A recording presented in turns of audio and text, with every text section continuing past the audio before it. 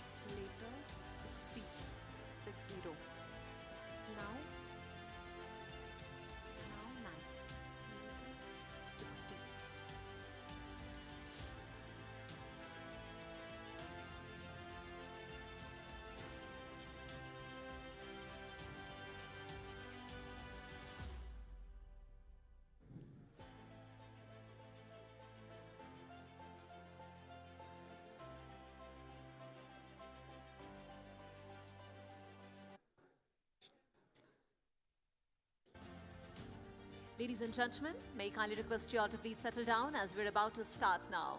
To all our wonderful guests, distinguished dignitaries, ladies and gentlemen, could you please take your respective seats as we're about to start now. Thank you.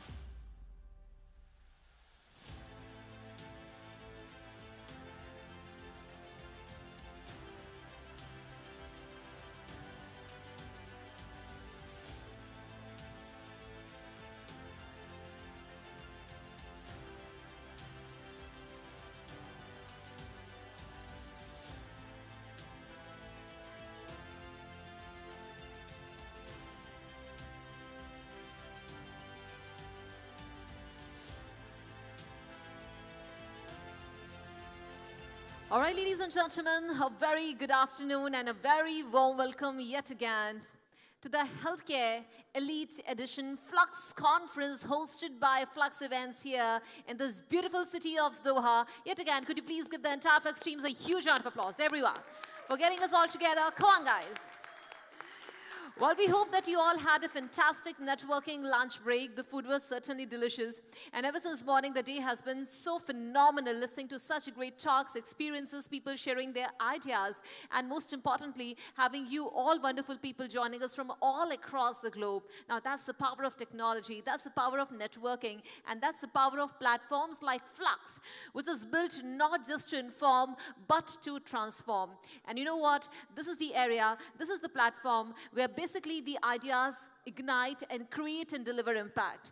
Having said that, now it's time to move on and let's see what next lies ahead of us. Ladies and gentlemen, now it's time to recognize, acknowledge, appreciate, and celebrate the people who have created impact and delivered value, contributed value, which is not just limited within four walls, but the impact extends and flows all across the globe. And I'm talking about the Global Health Awardees and Achievers. So before we begin with the process of recognizing every single leader, could you please give every single person who has created impact and help us transform the global healthcare system, ecosystem all across the globe. Everyone, come on.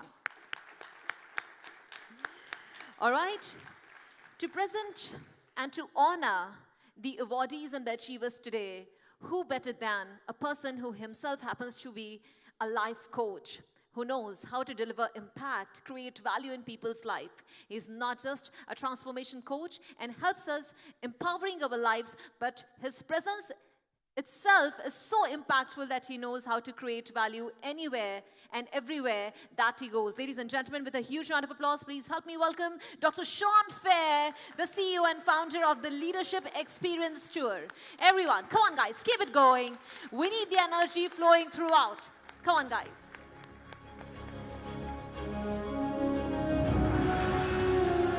Thank you, Dr. Sean. Yet again, it's an honor to have you join us on this beautiful location today. Thank you so much.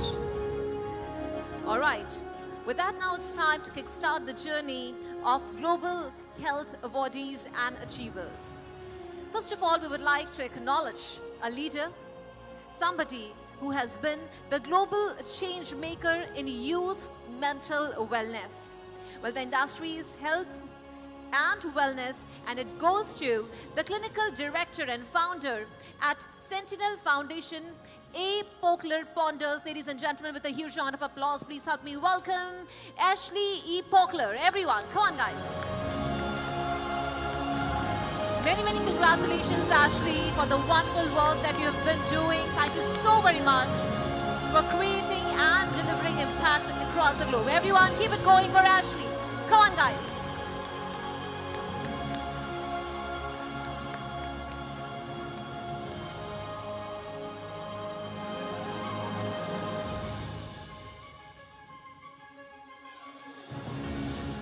Congratulations, Ashley. We would be truly delighted to hear from you. Would you like to say a few words? Thank you. Sorry, going first isn't fun. So I just want to thank you for the acknowledgement, for the wonderful conversations, and for helping to pave pathways for us to continue to build bridges to support people who are most in need.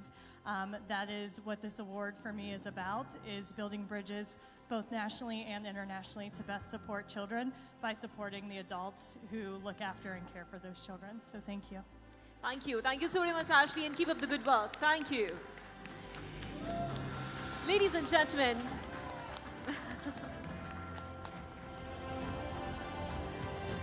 well, the next category is the innovator in sleep apnea diagnosis and treatment. And the industry is yet again healthcare, and it goes to Director of Sleep Care Clinics. Please help me welcome with a huge round of applause, Professor Dr. Carlos Rivas Echeverria. Everyone, keep it going for Dr. Carlos Rivas. Come on guys, everyone, keep it going, keep it going.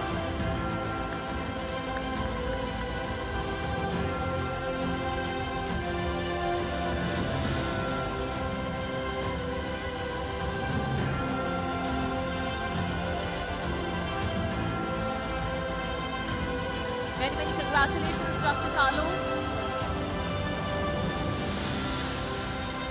Hello. Thank you very much to all of you. Congrats, all the awardees, even the nominees, and the family member of Fluxx. Fluxx has been written with an F of friends, family, because this is what they create. These bridges between all these amazing people who are inspiring us to be better every day. Thank you. Wow, how beautifully put. Absolutely, you said it all, Doctor. It is about friends, it is about families. Well, as we mentioned right in the very beginning, Fluxx is a platform wherein every single person is not just embraced and included, but celebrated and becomes a part of the Fluxx family. Thank you, Doctor. Thank you so much. Ladies and gentlemen, moving on to the next category, it is Transformational Health Leader of the Year in the industry of health and wellness, and it goes to the President of Dentalscape DLDI Corporation. With a huge round of applause, please help me welcome Dr. Carlos Joshua E. Barnes. Everyone, keep it going for Dr. Carlos. Come on, guys, everybody. Give it up for Dr. Carlos Joshua. Everyone. The applauses should keep it going. The energy shouldn't stop here today. Come on, guys.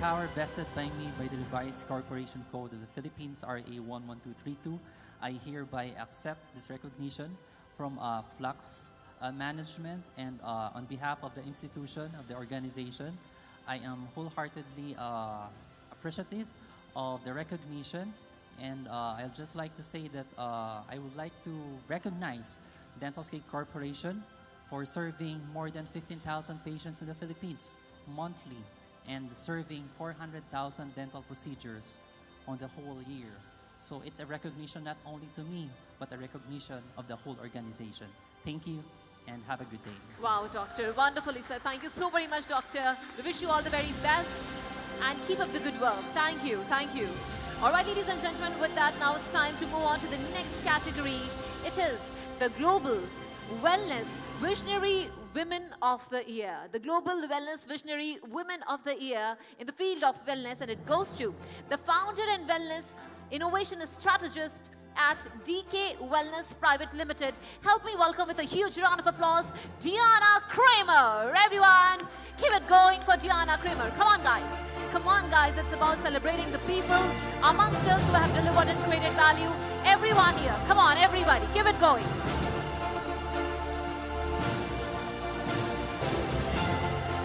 Many congratulations, Ms. Diana. Truly a pleasure to have you here with us today. Come on, everyone, keep it going for Diana Kramer. Everybody.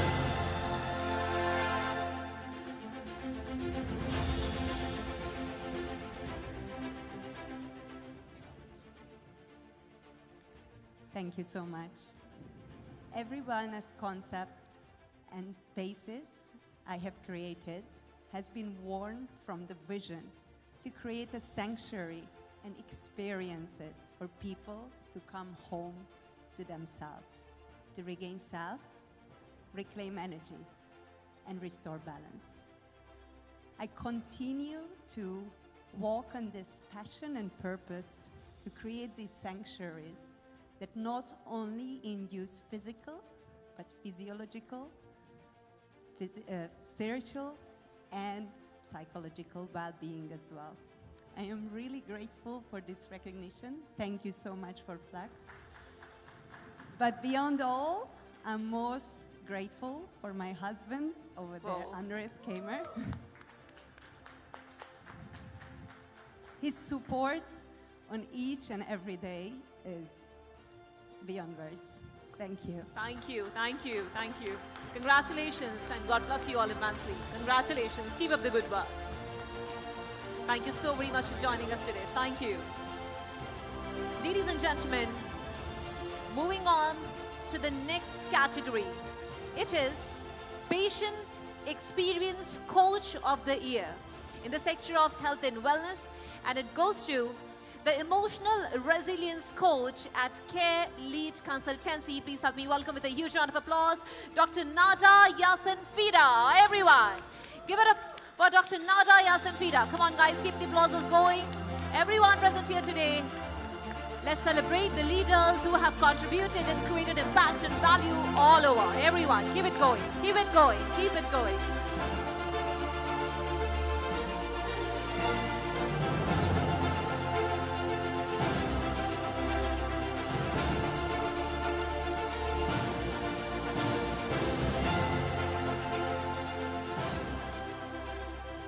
Thank you, everyone.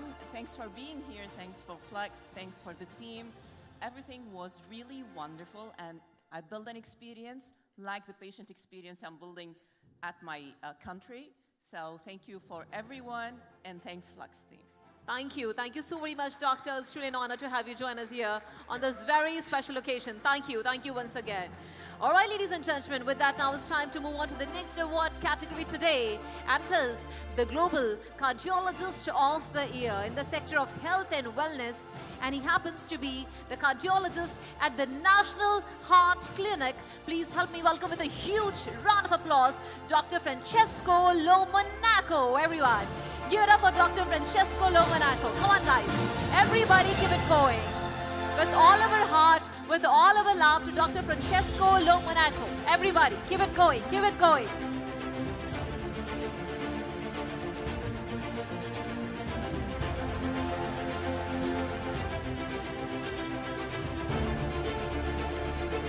Many congratulations, Doctor.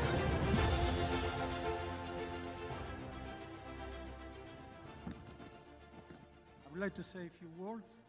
First of all, good afternoon, ladies and gentlemen. Standing here today is truly humbling. First and foremost, I want to express my deepest gratitude to the Fluxx committee. Thank you for this incredible honor. This award is not just a recognition of my work, but is a celebration of the patients who have trusted me with their care, and colleagues who have inspired me, and the mentors who have guided me along the way.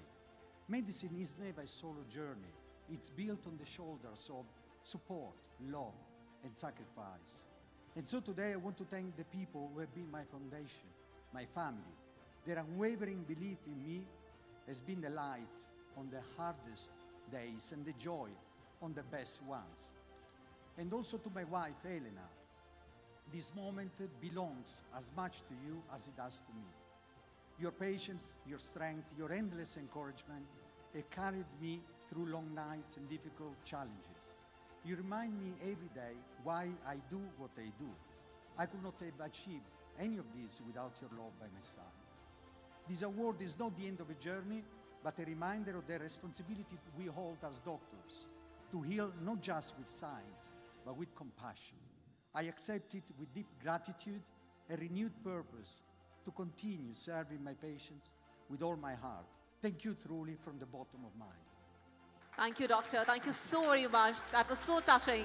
Well, we wish you continue your amazing journey like this for many more years to come. And thank you so very much in touching our lives and of many people in ways that cannot be described. Thank you, Doctor. Thank you so very much.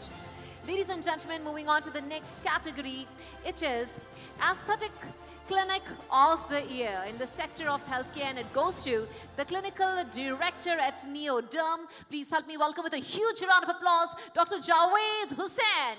Come on, guys. Keep it going for Dr. Javed Hussain.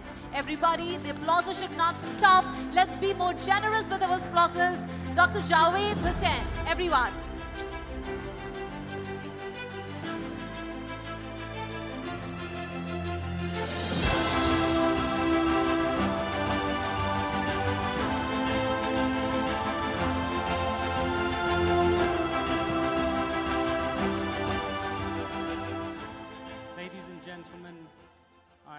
truly honored to receive this acknowledgement, but not only just for myself, but also for my whole team in the United Kingdom, as well as carrying out treatments at the highest of standards, making sure that it's safe, effective practice, and also nationally and internationally.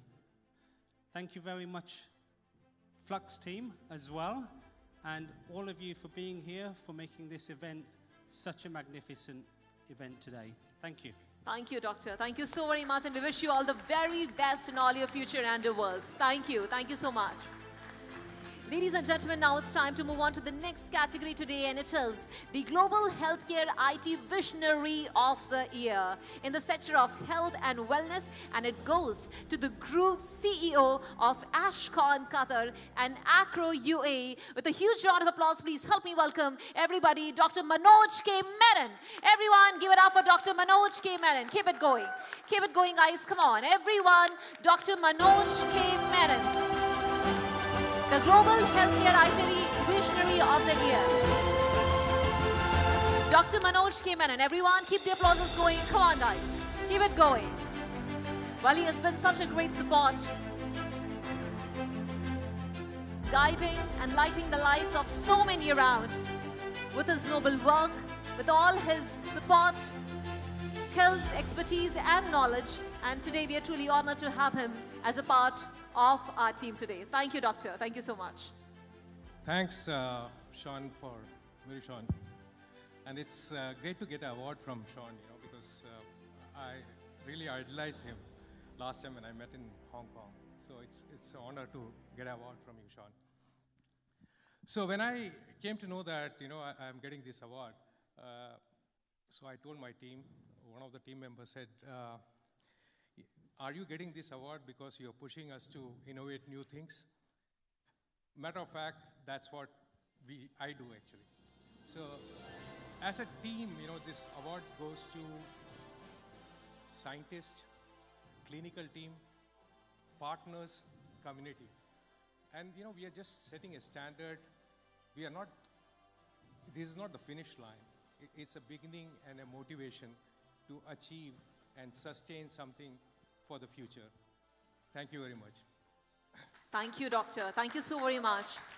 Well, as you have very rightly said and mentioned, I would just want to put it in a bit different way. Sustainability is no longer a choice. It is a necessity today. And everything that we do today, it is of extreme importance that we make our choices that are sustainable alongside purpose-driven. Give it up for Dr. Menon, everyone. Once again, everybody, keep it going. Keep it going. All right, ladies and gentlemen, moving on to the next category. It is the Ophthalmic Surgery Expert of the Year in the sector of health and wellness yet again, and it goes to the founder, CEO, and owner of Pollock Eye and Health and Pollock Research Institute. Please help me welcome with a huge round of applause, Dr. Sylvia Pollock. Everyone, keep it going for Dr. Sylvia Pollock. Come on, guys. Well, the applause should not stop today. Dr. Sylvia Pollock, everyone, keep it going.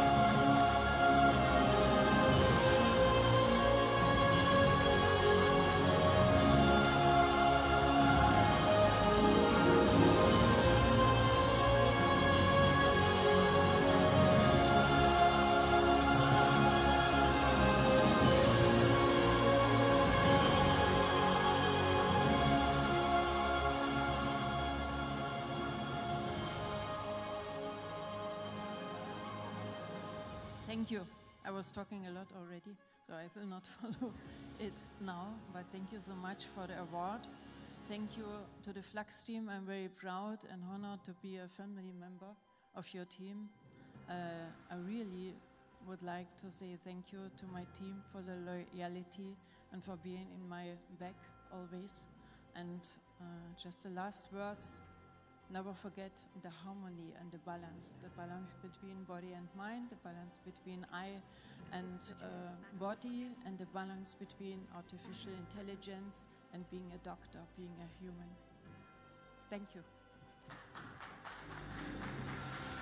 Thank you so very much, Doctor. Keep up the good work. We're truly honored to have you here with us today. Thank you for sharing your insights, expertise, and knowledge with us today. Thank you. Give it up for all the achievers today, everyone, for all the awardees today. Keep it going, everybody. Keep it going. Thank you so very much, Dr. Sean, for doing the honors. It was truly a delight yet again to have you here with us today. You are a big source of inspiration. And as I mentioned right in the very beginning, you touch lives in ways that cannot be described in words. Thank you. Thank you so very much for joining us. Thank you. All right, ladies and gentlemen, the experience has been such an exceptional one here at the Fluxx Conference. Whether we talk about the Business Elite Edition, where we learned so many business ethics and we designed the future of business here in Qatar with all our dignitaries, or we talk about the Healthcare Elite Edition, which is organized by Fluxx Events all over again. Such a wonderful experience it is. One of the most important criteria, one of the most important agendas and purpose behind we all coming together here is not just to discuss ideas, but to transform the future of healthcare. And yes, it is happening right here in Qatar, in this moment, in this very room, with all you wonderful people who are not just sparking the conversations, but turning it into collaborations that will eventually pave the way for a world where global healthcare ecosystem is going to transform in ways wherein every life will be touched, every family will be strengthened, and we would see the future is getting secured. And that is only possible because of all you wonderful people who have joined us from all across the globe to share, to discuss, to collaborate, to connect and to ignite spark here in Qatar. So yet again, could you please give yourself a huge and a massive round of applause. Everyone, everybody, keep it going, ladies and gentlemen, keep it going. All right, with that, now it's time for some more insights. It's time for some more inspiration. And it's time to dive into our next big conversation. So are you ready for that? Come on, guys. We need to feel that energy. Well, it's time to celebrate our leaders yet again who are going to be challenging you all with your thoughts, who are going to be empowering your insights, and who are going to make sure that they build connections that might just redefine your life. So are you all ready? This side is ready for sure. And I could feel all the energy. How are the people to my left? Are you ready? All right, let's see. We have people hailing and coming from different parts of the world, different zones. Some are from the North America, some from South America, some from Europe, Asia, and yes, we have got some guests from Australia as well. So let me just split you all into two parts and two groups, and let's see which side is able to bring in more energy, more vibe, more momentum today, because Fluxx is about energy, vibe, and momentum. So I start to the people in my right. Are you ready? Oh my God. Now that was quite exciting. How are the people right in the front, in the center, in the middle? Okay, I'll come to you guys a little later. How are the energy this side? Are you excited? Okay, they were less in numbers, but not bad. Very well done, team. Now to all the people to my left, come on guys, pour in all the energy. Our tummies are full, our hearts are full, the minds are full. So we need to bring that energy right here today. Are you ready? Wonderful, everyone all together. Shall we keep going? Are you ready? Wonderful. Now that's the spirit we are looking forward to having. Now we are heading straight to a panel discussion which is titled Breaking Bad Habits and How to Build a Sustainable Wellness Routine. Wow, a subject which is very close to our lives. Now in a world where stress is constant, lifestyle diseases are on the rise and burnout is too common, and building routines that sustain our health and well-being is no longer optional, it is essential. And today we have an incredible group of leaders who will guide us through this powerful conversation. But before we dive straight into the panel discussion, just give me a minute. I'll be right back because I've got a special surprise which is lined up for you all.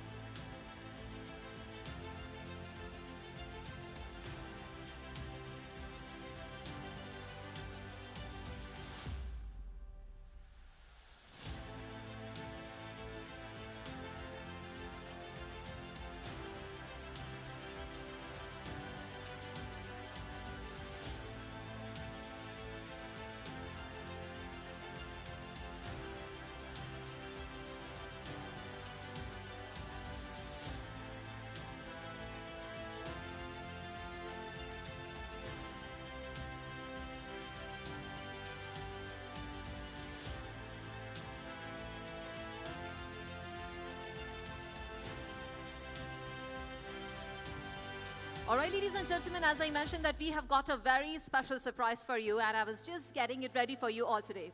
Well, right in the very beginning of the conference today, I told you that this day is going to be not just about the conversations. It is not just going to be about the collaborations or not just about the transformation, but since it is Fluxx, it is going to be about a lot of energy, a lot of fun, and a lot of entertainment as well.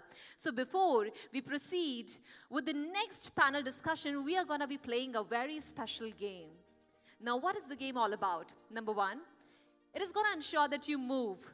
It is going to ensure that you connect, and it is going to ensure that you have a lot of fun. Prior to that, may I kindly request the team to equip every single person present here, Team Fluxx. Could you please distribute every single person present here with a balloon and a toothpick? A balloon and a toothpick. Every person present here in the room should be having a balloon and a toothpick. Okay? Let's take you back to your school and college days, because as they rightly say, how much ever we grow or we get old, it is important to keep that child alive within, right? So every single person in the room should be equipped with a toothpick and a balloon.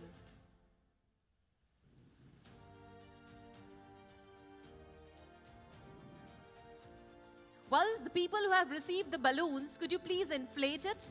Could you please blow the balloons and tie it up? Blow your balloons and tie it up. Could you please shut the doors of the hall? Nobody is allowed to exit now. You are trapped in this room with me today. Could you please blow and inflate the balloon? Team Fluxx, why don't you participate with us in this activity? It is going to be super fun. Everyone should be there with a balloon and a toothpick. One balloon and toothpick with everyone. Once you have done blowing your balloon in an average medium size, kindly tie it up and keep it safe with you. It should be average, medium. It shouldn't be too small, it shouldn't be too big. Yes, that's perfect. That's perfect, like a party balloon. Absolutely, you got it right. One balloon and one toothpick, so you can inflate it a bit more. You can inflate it a bit more. We cannot make it too small. That's perfect. Wonderful, wonderful. Keep it going. Wow, it looks so colorful here today. It looks so beautiful here today. And it's going to look even more gorgeous. Kindly blow the balloons, inflate the balloons, and keep it safe with you. Everyone, come on guys. Keep it going. We are going to take you back to your school and college days. Everyone, come on guys, come on. I could still see a few people who have not done with the balloons.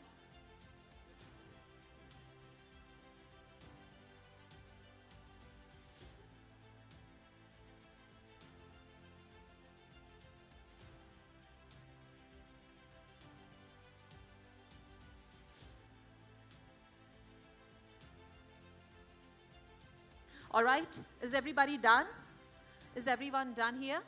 Okay, could you please show me your balloons? Hands up. Hands up, everyone. In case your balloon is burst right now, before the game has started, you can take another one from the team. You can, sir, that's too small. We need a little bigger one. You are playing safe right from the very beginning. You're quite smart, and I can see that. But that has to happen later. Don't worry, sir. We will give you another one. We have so many balloons. We are all set to celebrate everybody's birthday today. All in advance. And you can give me the return gifts later. But we'll be taking the party today from you. That's a different matter. Okay? All right?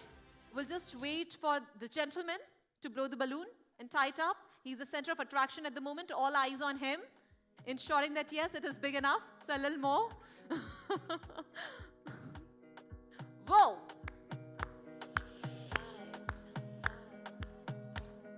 All right, you. It's a little bigger, sir. We are making sure that you burn a bit of calories today with us. Sir, I don't believe in getting, losing weight alone. Little later. Yes, bring the music down. All right, yes, sir, you can tie it up. You can tie it. Okay, guys, could you please get up from your respective seats? Could you please get up from your respective seats? It's time to move. It's time to move. You have to blow the balloon. You have to blow the balloon. Get up from your respective seats, everybody. Everybody, loosen up. It's all about getting out of our comfort zone. Come on, everyone, move around, move around, move around. Okay, what is the rule? Everybody is equipped with a balloon and a toothpick, right? Could you please show me the toothpick? Could you please show me the toothpick? On one hand, balloon, on the other hand, toothpick, right? Everyone? Now the drill is, you will be allocated 10 minutes. You will be allocated 10 minutes. By the end of 10 minutes, if you are able to safeguard your balloon, keep it intact, then you are the winner. If your balloon remains intact, if you are able to save your balloon, by the end of 10 minutes, you are the winner. But you cannot hide your balloon under the table. You cannot hide your balloon under your dress. No, no, no, ladies. That is not allowed. Not under your jacket. It should be visible. We have got the Fluxx team supervising you all right here. You cannot hide your balloon under the table, inside your bags. It is your prized position at the moment, but no hiding balloons. And by the end of 10 minutes, if you're able to save your balloon, if it still remains, then you are the winner. Right? Move around. Make the most of it. Enjoy the time begins and the music starts. Come on, guys, everyone.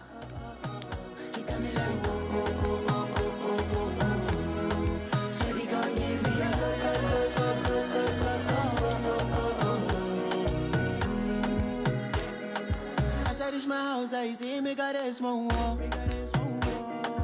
As me, I wake up, now she did my mind don't walk.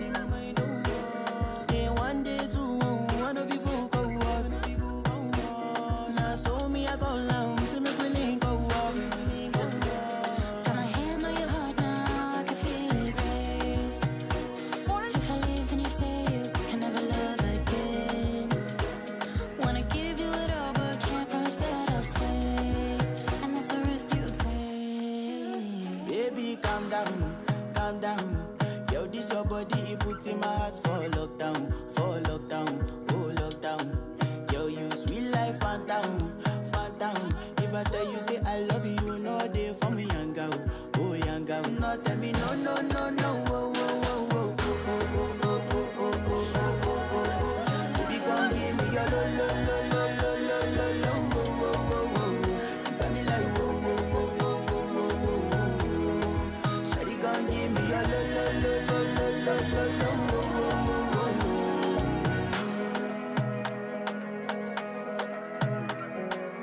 Young Shut girl, the no, door. tell me, no, no, no, no, oh, oh, oh, oh, oh, oh, oh, oh, oh, oh, oh, oh, oh, oh. Baby, come give me your lo, lo, lo, lo, lo, lo, lo, lo, oh, oh, oh, oh, oh. You got me like, whoa, whoa, whoa, whoa, whoa, whoa, whoa, whoa. Shawty, come give me your lo, lo, lo, lo, lo, lo, lo, lo, oh, oh, oh, oh, oh. I see this fine girl from my party, she wear yellow. Every other girl they do too much, but this girl mellow. Now in my divine situation, I go use they tell I'm mellow. Finally, I find way to talk to the girl, but she ain't no one follow. Who you gonna phone for one? When you know I come for one, then I start to feel a bum bum one. But she dey give me small small one. I know, say she start to pass it down one one. But she feeling insecure, cause her friends go they come my light ring go on. Go they come my light ring go on. Yeah, I know we look shy, but for you I get down low. And my hips make you cry when I'm moving around you. Do it once, do it twice. I push back, you hold me tight. Get a taste for a night. Baby, show me you can calm down, calm down. Dance with me and take the lead now, lead now. Got you so high that you can't come down, come down. All right, 2 more minutes to go. 2 more minutes to go. Ladies and gentlemen, the final 2 minutes. Final 2 minutes. Baby, give me low, oh, oh, oh, oh, oh, oh, oh, oh, oh. You got me like, oh, oh, oh, oh, oh, oh, oh. While we have the last 2 minutes.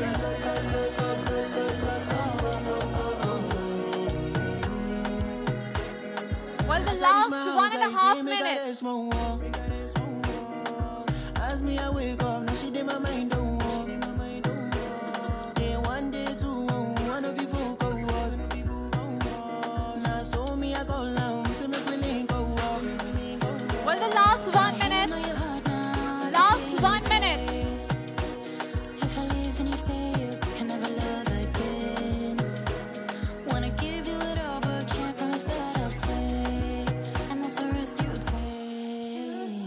baby, calm down, calm down.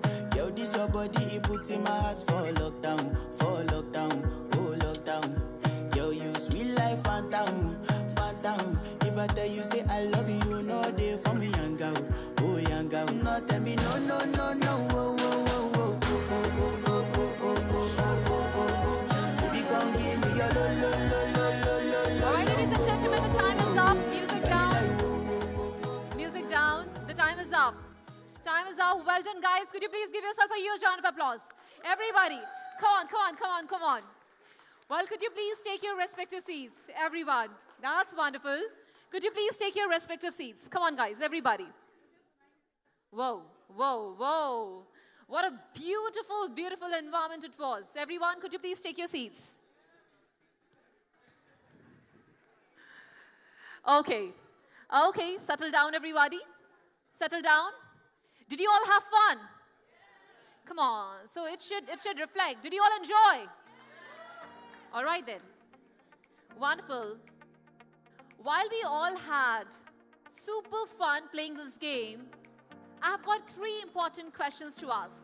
Number 1, I would want to check how many of you have still got your balloons. Could you please show it to me?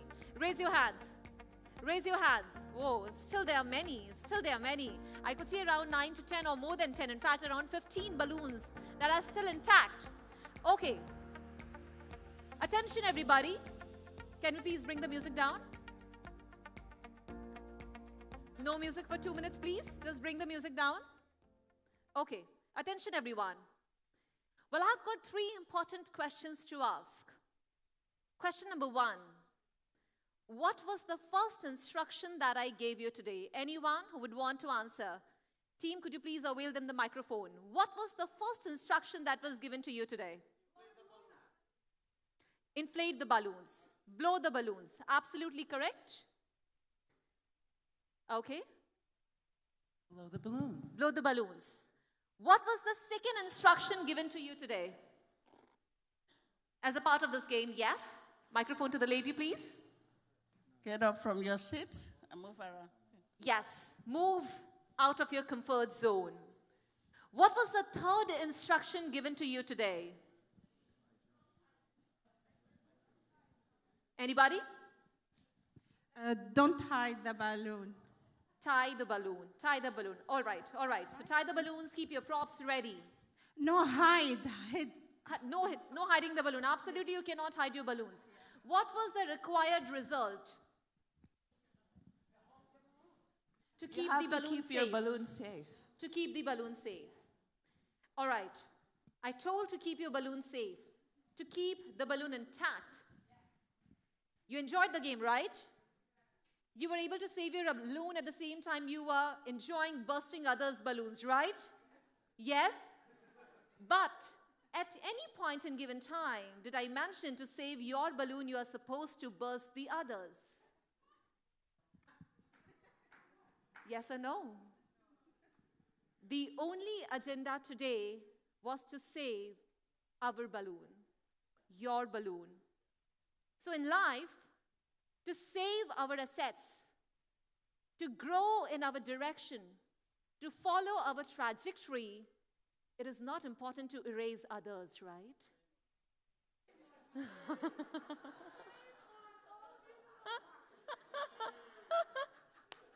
Ladies and gentlemen, well, we all could have been the winner today had we just focused on saving our own balloon, following our own trajectory, our own path. While this conveys a strong message, but the agenda was not to convey a message, but the prior agenda was to ensure that you all have super fun today. So did you all enjoy the game? That's the most important question. Wonderful, guys. So could you please give yourself a huge round of applause? Everyone. Come on, guys. Come on, everybody. Bring that energy forward. All right, now it's time to get back to some learning, some insights, some knowledge sharing, and it's time to get back to the panel discussion. Well, as I mentioned, this panel promises to be a really impactful one, and it is going to be focusing on breaking bad habits, how to build a sustainable wellness routine. And to take us through this crucial subject, with a huge round of applause, please help me welcome our distinguished panelists today, Ashley E. Pockler, all the way from USA, the clinical director, the founder of Sentinel Foundation, and A. Pockler Founders, a homeschooling mother of 4, a psychologist and educator. Ashley bridges psychology, education, and parenting to protect youth and build healthier communities. And recently named one of the most influential mental health leaders to follow in 2025, she brings a unique perspective on wellness rooted in compassion and resilience. Give it up for Ashley Pockler. Everyone, come on guys, keep it going, keep it going. All right, ladies and gentlemen, moving on to our next esteemed panelist today. It is Mrs. Diana Kramer, all the way from Singapore, the founder and wellness innovation strategist at DK Wellness, a former professional athlete and global wellness expert. Diana blends science, strategy, and soul to create transformative wellness solutions for brands, leaders, and communities. From luxury hotels to biohacking startups, her vision is to unlock sustainable vitality and human potential worldwide. Please give it up for Mrs. Diana Kramer. Everyone, come on guys, keep it going, keep it going. Ladies and gentlemen, joining this esteemed panel, we have got with us Dr. Carlos Joshua Libans, all the way from Philippines, the president of Dentalscape DLDI Corporation, a licensed dentist, orthodontist fellow, and multi-award-winning healthcare leader. Dr. Libans heads dental, behavioral, and veterinary corporations across the Philippines, and he bridges healthcare leadership and advocacy while also pursuing law, showing how discipline and service can truly shape communities. Give it up for Dr. Carlos. Everyone, come on guys. Moving on, joining this esteemed panel, we have got with us Noor Saleh from Qatar, the director of the Human Research Protection Program at Sidra Medicine. With over 16 years of experience in research, ethics, and compliance, Noor is a transformational leader who combines regulatory expertise with people-first leadership.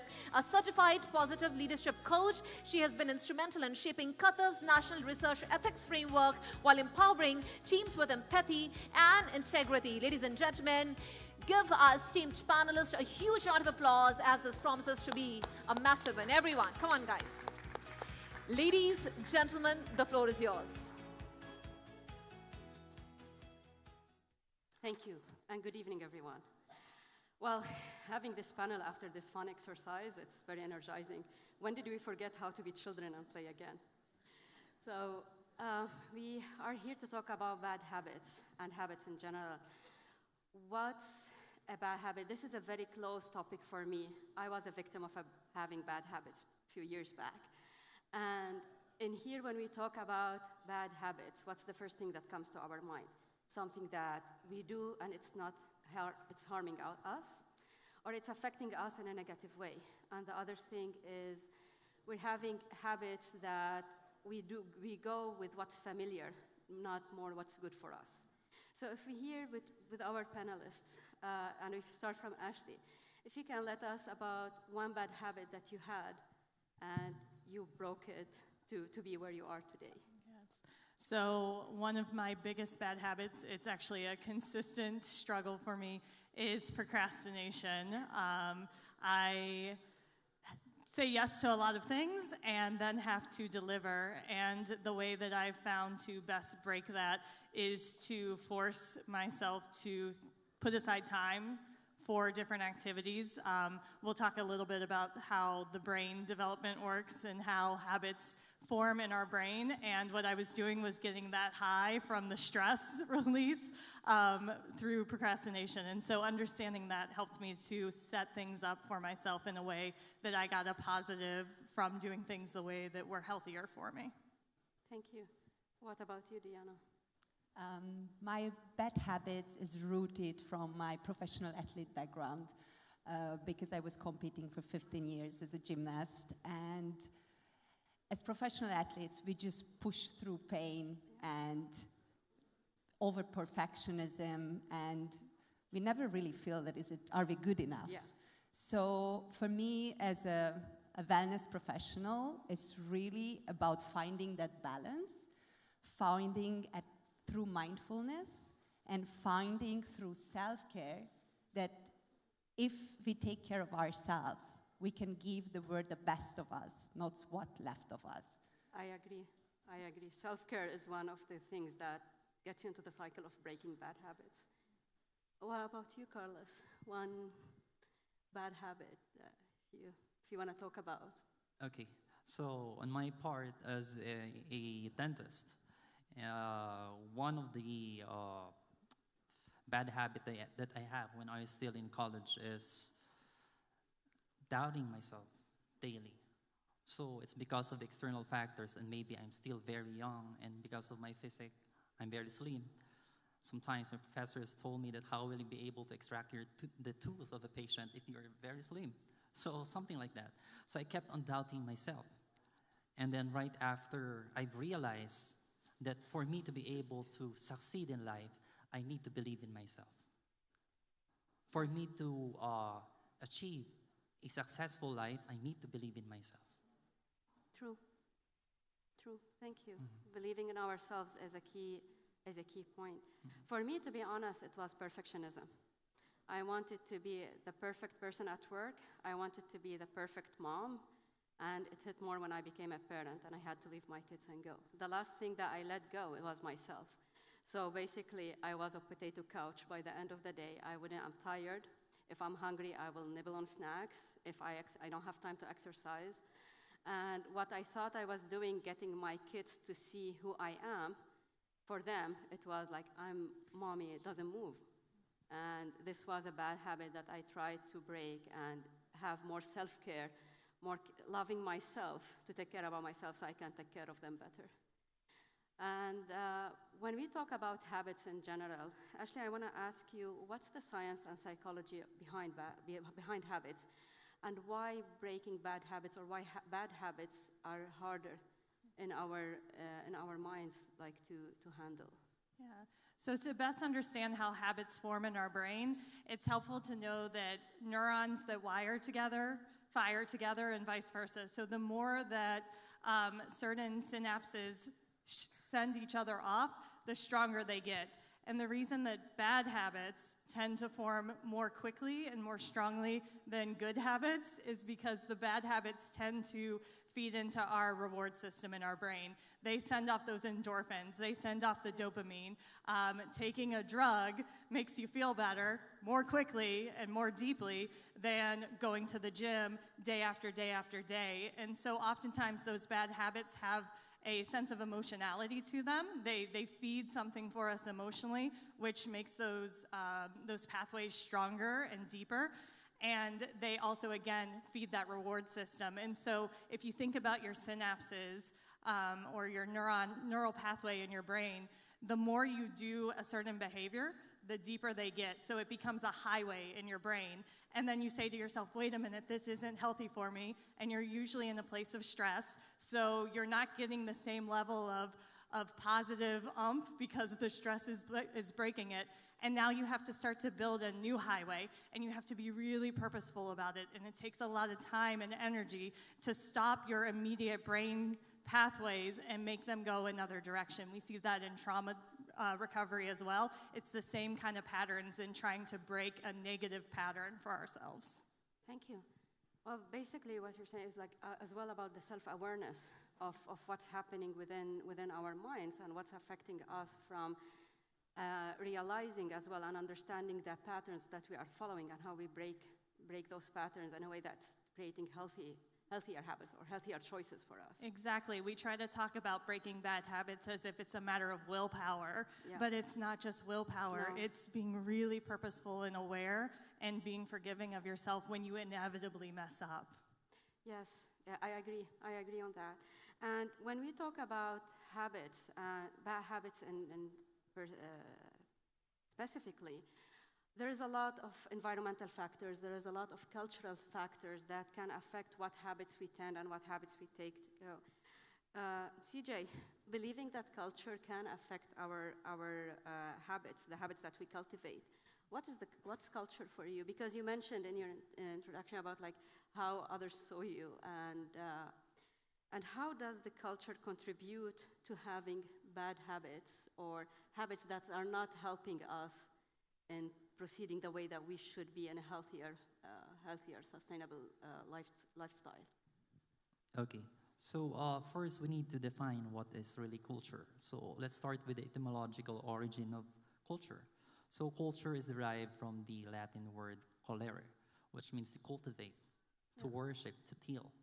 So that was that is the etymological origin. Then right after the 18th century, sociologists and anthropologists defined culture in relation with the human intellect. Okay. And after the human intellect, it evolved to the 20th century, and then culture is already defined as a set of principles, behavioral norms, values, and practices characterized by a group of people, accustomed by a group of people, so that forms culture. So with culture, how did it become a culture? So first, it became a behavior first, a single action. Then after a single action, if it is repetitive in nature already, it becomes a habit. So when it is already repetitive in nature, then you share it with other people inside an organization, it will become a shared habit. So if you practice that for a long time, it will be a culture. So the problem with culture is whether it is a right, there is a dilemma regarding the moral cultures. So there are 4 types of cultures categories. We have the cultural relativism, we have the ethnocentrism, we have the xenocentrism, and the Machiavellianism.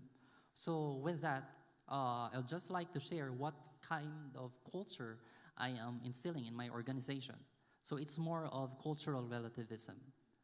I believe in cultural relativism because there is more openness in this type of culture. It does not recognize any single one, but it recognizes a culture of each that will promote intercultural teamwork inside an organization. Rather than ethnocentrism, ethnocentrism is more of you evaluate a person based on your culture,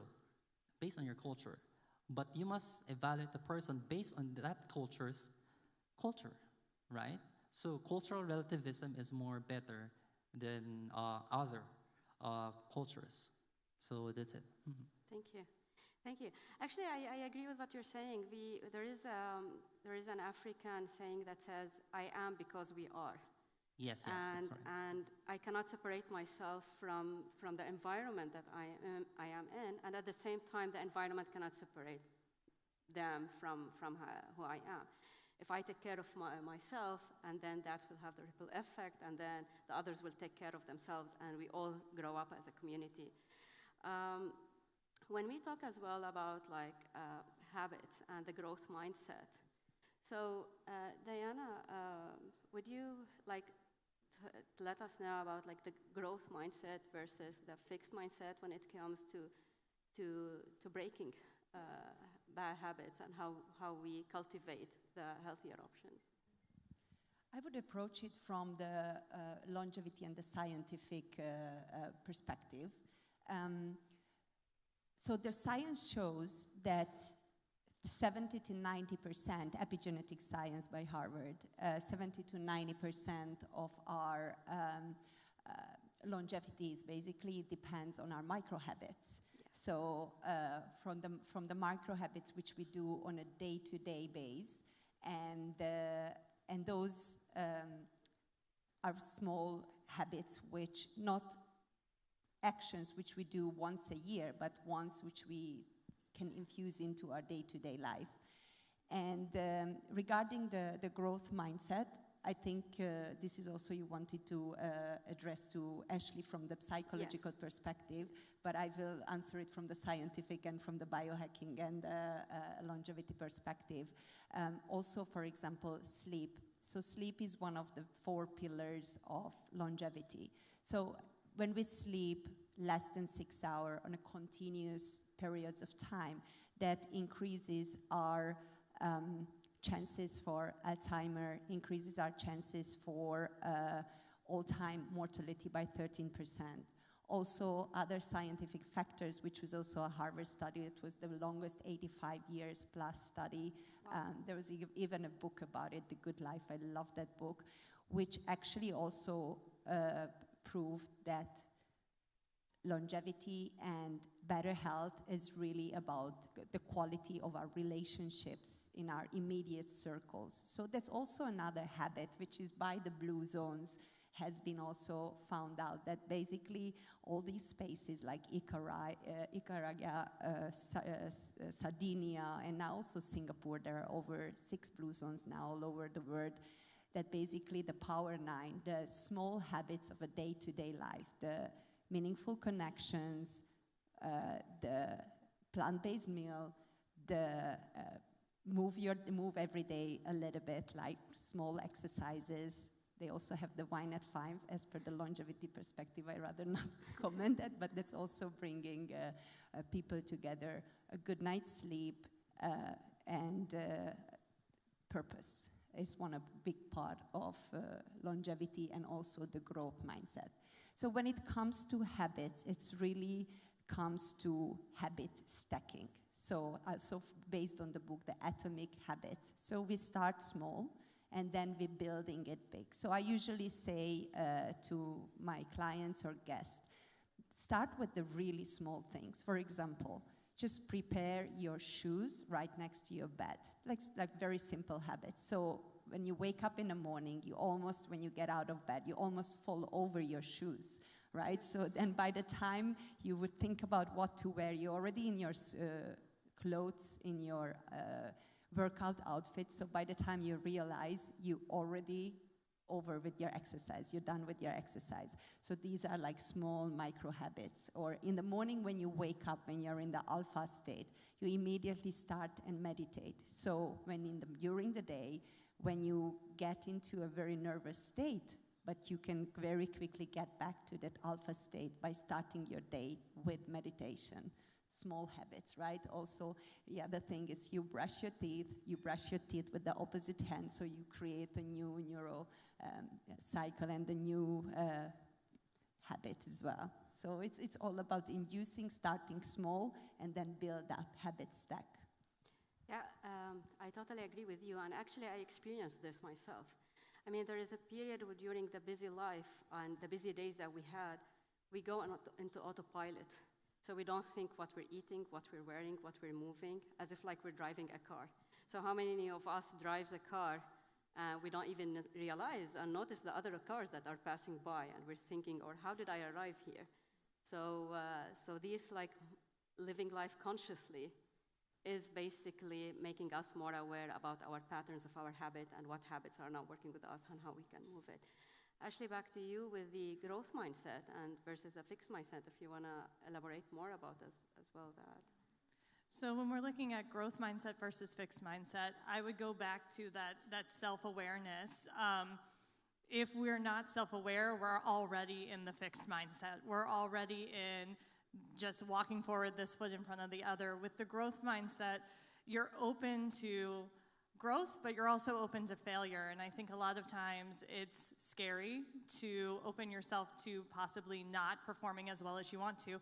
If I tell my coach that I'm going to put my shoes out and then I don't put my shoes out, I feel like a failure. But with the growth mindset, I see it as an opportunity to ask myself, again, that self-awareness, what got in the way of putting my shoes there? What led to me telling my coach, yeah, I can do that, and then me not doing it, with the full acknowledgement that I will mess up, and it's not always going to be enough, but I'm still moving forward. But that takes, again, a willingness to make a mistake, a willingness to be vulnerable, and that self-reflection, which is an uncomfortable space to be. If you're in survival mode, it can be really hard to switch into self-reflective mode. And honestly, for those of you out there who might be in survival mode, it's okay to not be in a place where you can change habits right now. It's okay to take the time to just get through survival mode.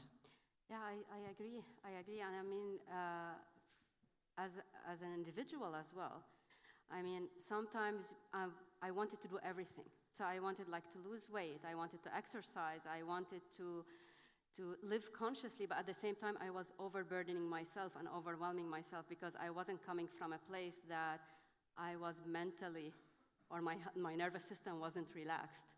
And it's basically taking step by step. When we break bad habits, it's not like one line going up.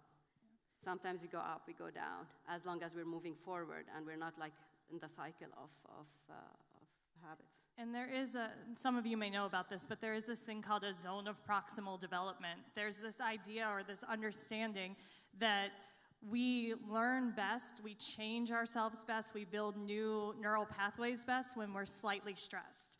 Just a little bit outside of our comfort zone is where we learn the best. If we push ourselves too far out of that comfort zone because we're asking ourselves to do too much or because we're in a state of stress, we don't learn anything. Our brain is incapable of building new pathways when it's under too much stress.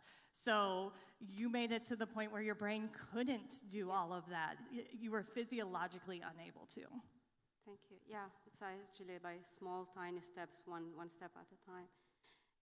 CJ, when we talk about, and we were talking about like habits and the growth mindset, when it comes to organization, and you're leading a very big organization, you're doing a lot of services. As an organization, how did you break the bad habits that led to a sustainable wellness for your part? Okay, as one of the organizational leader, I break my bad habits by first determining which is the bad habit and which is the good habit. Okay, so when you already determine what is the bad habit, that's the time that you need to accept it, that that's your bad habit. Without accepting it, you will not realize that you have this. So whenever you determined already the bad habit that you have, you need to redirect it from a negative side to a positive trait. So with that, from a negative trait to a positive trait, it will give you a sense of fulfillment and transformation so that you will be able to evaluate and assess yourself, and through that, you can break your bad habit. Okay. And what habits you broke to achieve this kind of success in the organization? Like what is, if you give us a specific example or something that is spread to your teams as well? Okay. So one of my biggest problem is I always keep on staying inside my comfort zone. So when I stay inside my comfort zone, there was no growth. But the moment that I go beyond my comfort zone, that's where the growth starts. So as we have known that diamonds are made through pressure, so it is also with people. When you are exposed to pressure, that is where growth starts. So with my company, I'll just like to narrate that my company started with $1, with a $1 dream. So with a $1 dream, after 8 years, my company already generates about $5 to $8 million per year. Wow. So with modesty aside, that in how you lead the organization, there is a lot of alphas. But with that, if you have cultural relativism, that you are open to every culture, that despite of their differences, regardless of their race, regardless of their status, regardless of their background, educational background, you will work on something with one goal, and that is the company's mission and vision, the organizational's mission and vision. And when you work together with respect, regardless of their belief and principles, that's where really growth starts. Wow. So basically lead by example. Mm-hmm. Lead by example. So you're like, people will start following you, and you're representing what habits you want in your organization and the purpose of so it's important for us to have a purpose. It's important for us as an individual and as a team to know where we are going. Yes. Look at each other as a humans, accepting our vulnerabilities and helping each other once one of us is lacking back.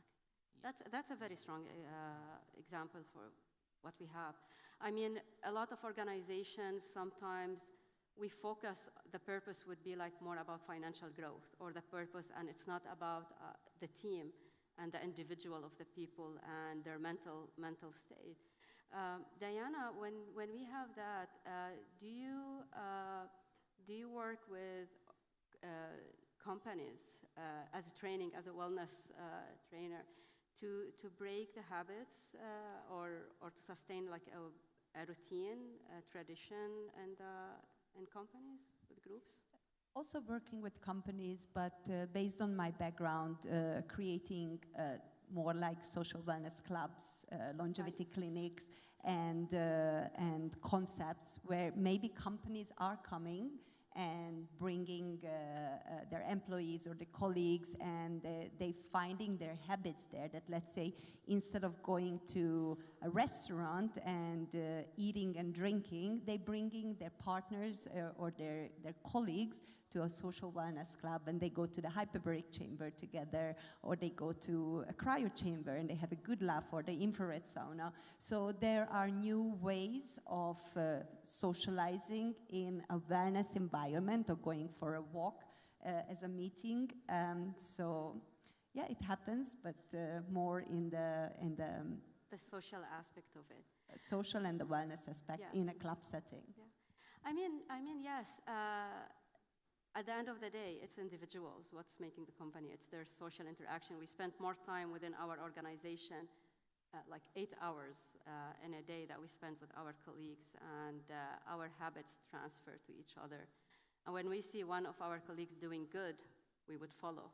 When we see like someone bringing or snacking all the time, people like kind of tend to follow each other. What we just did actually in one of the examples, like we just followed.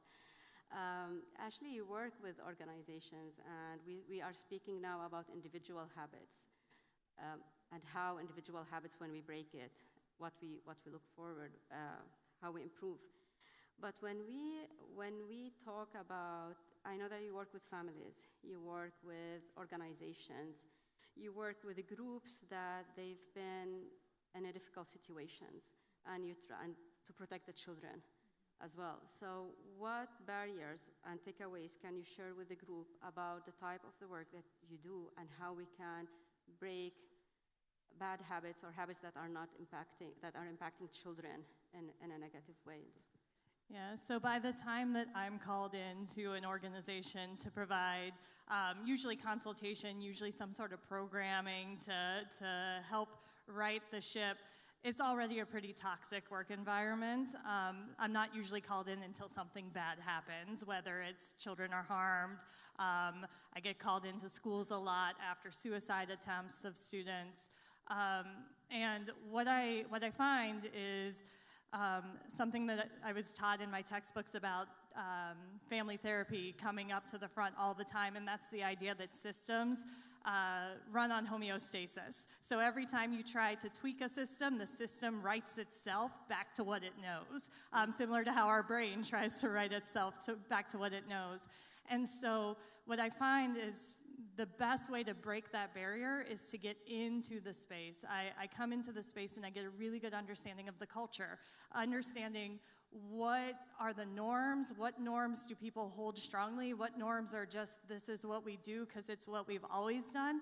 And I am careful, and I want to acknowledge this too, I don't put labels on it. It's not a good policy or a bad policy. I tend to lean more towards adaptive and maladaptive. At some point, that norm was helpful for the company, was helpful for the school. Oftentimes, I run into schools or families doing everything they can to protect privacy. They don't want their information out there, but in doing so, they're not seeking help or accepting help where they could or where they should. So it's adaptive until the point that it becomes problematic. And so helping them to name for themselves, instead of me telling them, helping them to identify what practices are adaptive, what practices are maladaptive, what gaps do we have in ensuring our final mission, which for schools is children's well-being and growth. For families, it's children's well-being. For organizations with asking me to come in and provide healthcare services, it's burnout and employees aren't coming to work and we just need them to show up. It's finding the gaps that are in the way of getting to that final mission, but we have to name the mission or the purpose first. Thank you. And when we reach a stage of having that routine, but for the institutions that are starting now or small or young, what preventive methods, and I would like to hear from all of you, what preventive methods that we can have in place when we are setting up our organization or when we are getting into the community, that we don't reach to a place where we have habits that is affecting us negatively. So I would start with that self-awareness piece. Self-awareness individually and as a team. Oftentimes when I work with families, what we build is an ongoing system that checks itself. So oftentimes we think about it at the very beginning. How are we going to set up our family? We're going to have kids. What are our goals? What are our values? What are our beliefs? And that's the only time you have that conversation. You're starting a new company. You think about what are our values? What are our purpose?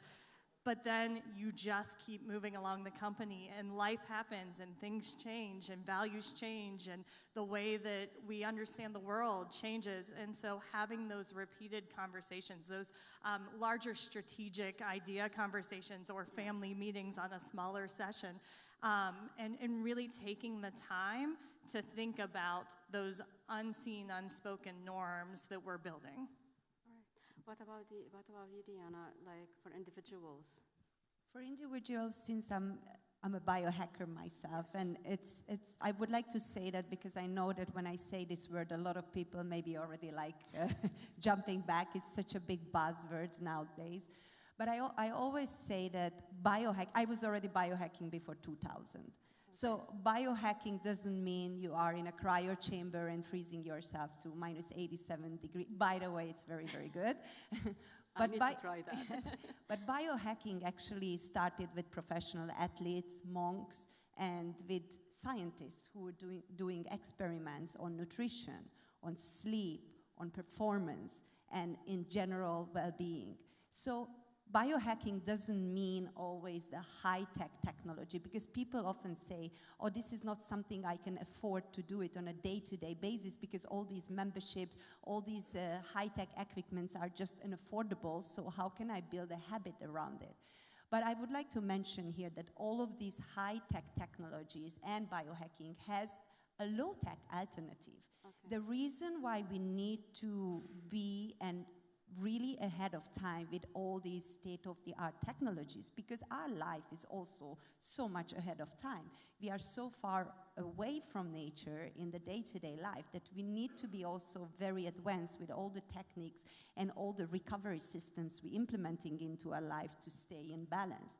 So, for example, I would like to just say a few examples for a high-tech and an alternative low-tech system that we can integrate into our day-to-day life. So, for example, a hyperbaric oxygen chamber, which is infusing the body with 50 or even 80% more oxygen, reducing inflammation in the body and cellular repair, or an intermittent hypoxic-hypoxic training, which is equivalent with an altitude training. So all of these are really high-tech technologies, but they also have a low-tech version. So we can do diaphragmic breathing, pranayama, breath-holding techniques, or training in high altitude. So we go to the Alps, let's say to Switzerland, or different countries in the world, anywhere, even I used to live in India in the Western Ghats, 900 meter high. So then you do exercises a little bit in altitude training, and that's also training your VO2 max and in general your cardiovascular health. Or another technology, for example, photobiomodulation and infrared near or infrared far light. So we can either go to an infrared sauna, or we can go to a red light bed, or what we can do in the morning, 1 hour after sunrise or 1 hour before sunset, when the red lights and the infrared lights around 570, 620 nanometer, that's when the light penetrates under the skin, and then it's also improving collagen production and mitochondria ATP production as well as inducing detoxification, removing heavy metal from the body. So instead of, I mean, of course, it's really great to have the infrared sauna and the red light, but we can also go outside, looking into the sun, exercising is best right after sunrise, because then the UV lights and the blue lights are still very, like completely actually out for 1 hour, so that's not something we need to worry about. Or another example, and I could go on the whole afternoon until the evening, but then we're never gonna have that dinner, because this is something I love to talk about, like a PMF. So PMF is pulsed electric magnetic field, which is basically helping us to recover the cells, to ground our system, and also for all the injuries in the body, create like a magnetic field to recover the body. But again, it has a natural alternative. Take off the shoes, put the feet on the ground, and receive that earthing from Mother Earth. Go to the sand, especially volcanic sand, so if you can go to Bali is the best, and then put your feet in the ground, or just anywhere you live in the morning, sit outside and meditate. And I could go on, but I will pass it. Actually, well, it seems that I'm biohacking, but in the low-tech side. I mean, the grounding, I found that the grounding and walking down on the beach, touching the salt water as well, that really have a relaxing effect on me. Like if I'm stressed, I become like less stressed. And I found out following these techniques of breathing, yoga, meditation, I became less tolerable for, like if there is a stress, I know how to go back to my relaxed state. So I learned to understand my nervous system as well better, and the road of becoming all the time in fight or flight mode, these techniques helped me like to stay calm, to understand life better and live consciously on those aspects. And exactly, this is fantastic. And another very good low tech technique for you, instead of the cryo chamber, which is in minus 87 degree, reducing inflammation, promote recovery, and also endorphin production as well, right? Then just sprinkling cold water into the face to activate the vagus nerve, or ice bath, of course, is also great, or just a cold shower in the morning, right? After the grounding, maybe walking on the street. It will make you shake. Exactly, and then it's also, it's a beautiful way of recovering. Interesting. And Carlos, CJ, what about you? I mean, like, what preventive methods? Now your organization is big, you have the culture, you have the purpose, you have the people following your lead. What's preventive measures or self-aware steps that you take as a leader and as an organization, so that you make sure that you are on track and you're not following or falling into a habit that is not helping the organization? Okay, as a preventive measure, being an individual, first you need to have self-discipline. So self-discipline is the ability when you need to do something, whether you like it or not. So it's the ability that you need to do something, whether you like it or not, something like that. So that's self-discipline. So in terms of preventive measures in my company or in my organization, I have my own research and development office, that whenever problems arises in terms of habits, in terms of culture of everybody, I have my own research and development department who will search for studies or abstracts that we can apply in our organization. So aside from that, I have also my human resource department who checks the bad habits. And one example is there is a branch. I have a clinic wherein there's a sort of culture, but it's more of a negative culture. So the question with that is, how will you be able to penetrate your mission, vision of your corporation if that culture is with a negative side? So from my resolution with that kind of culture, which is more prone to negative culture, it's because of the leader of that certain clinic. So with the legal maxim of el que es causa del mal causado, he who is the root cause of the cause of the evil cause. So meaning you need to reassign the leader of the specific clinic to another department or another clinic. So with that, the culture of everybody will change, because it's the leader who influences such culture. And with that, there's this disband. When you disband such culture, well, it will transform to another culture, but I told the HR department that make sure that the culture must be aligned with our organization. Well, I agree. I agree because leadership is a key.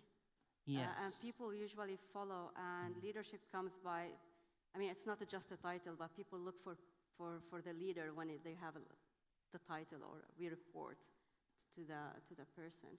And I think we discussed here like a lot of concepts about self-awareness. Discipline is a very key thing, because it's very easy to fall back to what's comfort for us. I mean, until you become aware of it, I'm like, nope, I want to go back. And you do all of these habits until you do all of these steps until you have it as a habit, as a new habit, forgetting and not liking what you were before. I cannot recognize myself where I was before and where I am right now. So it's a change. It's a work in progress all the time. So it's easy to fall back, and we have to be gentle with ourselves, I believe. So it's okay to have to go down, and it's okay to realize it and then do it again. We're not starting from scratch. We're starting from like experience. We're starting from processes that we've done. So we talked about self-awareness, discipline, self-care, techniques that can help us to do it, and what preventive methods that we can use in an organization. Before our time, is there anything that you would like to say, and we didn't cover in our conversation, that you would like to bring to the group? We can start with you, Ashley. Do you want to add anything to the? I think just that self-reflection is the same as the habits we were talking about. The more you practice that, the easier it becomes, and the more self-reflecting just becomes part of how you navigate your day. And you'll look back and realize that you're just doing it as part of your day-to-day life. So treat it the same way that you're treating these behaviors that you're trying to change. Self-reflection is a behavior, and it does take practice. Thank you. Diana? All I would say or add that it's really about the day-to-day, and it's about the smallest things. Sometimes it's just to take a minute to do a box breathing. Just during the day to really reflect, just take 4 circles of breath, and a little bit reflect and be more conscious. And it's totally fine to be out of track, but then again, to find that mindfulness, find that balance, and find that path you want to walk on, and just let go all the stories. Let go all the stories and be conscious, be mindful, be purposeful. Yeah. Well, you mentioned something interesting that I practice, which is the box breathing. Are you aware of what box breathing is? Can you please raise your hands who know it? Okay, we have a few here. Would you like to lead us on a box as a group? I think that would be really nice, because it's a long day, and I know it always works like magic. So I just would like to ask everyone, if you have your legs crossed, just maybe put both your feet on the ground and find a really comfortable way of sitting, that just really be a little bit more comfortable than how you were sitting in the past half an hour. And just imagine a rope attached to the crown of your head, and feel that rope is pulling up, creating some space between your vertebrae. And then maybe you can gently just close your eyes. We will take 4 breaths. We inhaling for the count of 4, we'll hold for 4, exhale for 4, and hold on the bottom. So all together, let's breathe through the nose for the count of inhale. 1, 2, 3, 4. Hold 4, 3, 2, 1. Exhale through your nose. 4, 3, 2, 1. And hold. 1, 2, 3, 4. Now inhale deep. 1, 2, 3, 4. Hold. 1, 2, 3, 4. Exhale. 1, 2, 3, 4. Hold. 2, 3. When you take the next inhale, feel that the crown of the head is lifting up, your sternum is lifted, hold.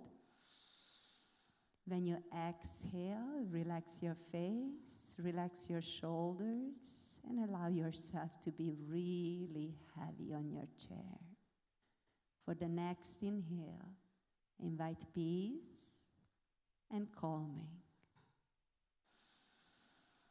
Hold. And when you exhale, Release every tension, any stress, any pain in your body right now. Allow your face to relax, your shoulders to relax, and to be completely present. Nice. This is box breathing. Just 4 breaths, and you already feel that you just a little bit more home to yourself. Thank you.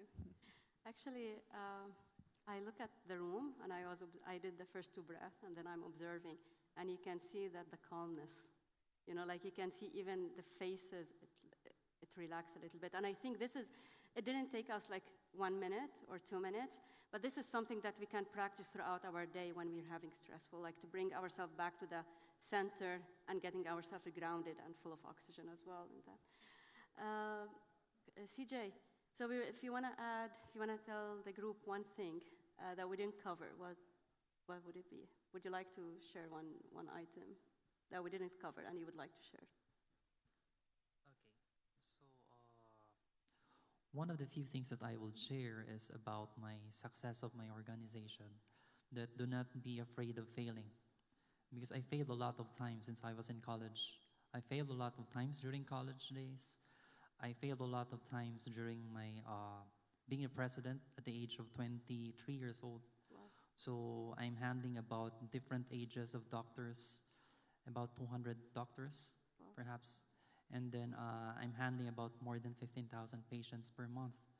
So do not be afraid of failure, because through failure, you will learn it the most. You will learn the best things through failure. I'll borrow the quote of Michael Jordan. He failed 9,000 shots.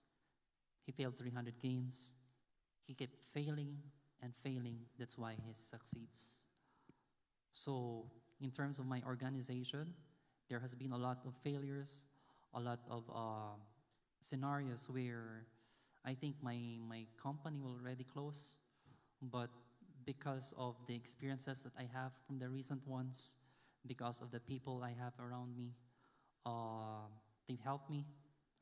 And then that's why the total summation of every effort that I have in my organization, that's why, because my company is here right now, being recognized by Fluxx Management. I'm admiring actually all of your effort at a young age, what you've been doing. I mean, I wouldn't say failure is a failure, it's a stepping stone towards success. I believe that we fail when we stop trying and we stop doing to move forward. As long as there is progress, there is failure, and then there will be success. And we're not starting from scratch, we're starting from experience the next time we start. I think that's it. We have like 6 minutes left. If there's any questions from the audience you would like to ask us. Yes. Sorry, we have here.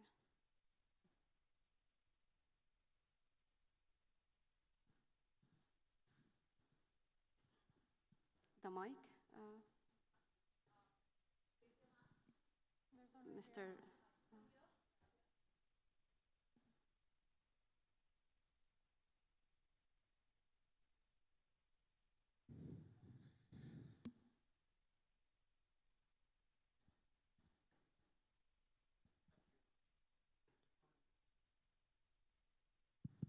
Thank you. It's a comment and question. I mean, that was a very comprehensive, insightful session. Since we're talking about, mind and behavior, my understanding, we're talking about, a mode of training rather than, forcing, some sort of intervention. I'm a bit, concerned about using, breaking bad habit, because, that sort of a forcible action is completely against, this concept. How would you view if you use an alternative, word, let's say, replacing? Or if this is a bad habit, this should be completely eliminated, or this should be changed, right? And it goes hands in hands with a very common principle, a very common proverb, quoted and attributed to Nelson Mandela. I never lost. I either win or learn. I think we're talking about the same conceptualization. That was my comment and question at the same time. Okay. Appreciate it. Anyone would like to ask, or I would answer? I would agree.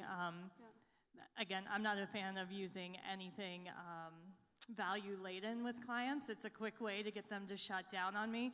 And if we're trying to rewire the brain, we have to replace it with something else. We can't just stop the firing. It's gonna hit action potential and it's gonna fire regardless. So we have to build a new pathway for all of that action potential and synapse, like one right after the other, to actually have somewhere to go.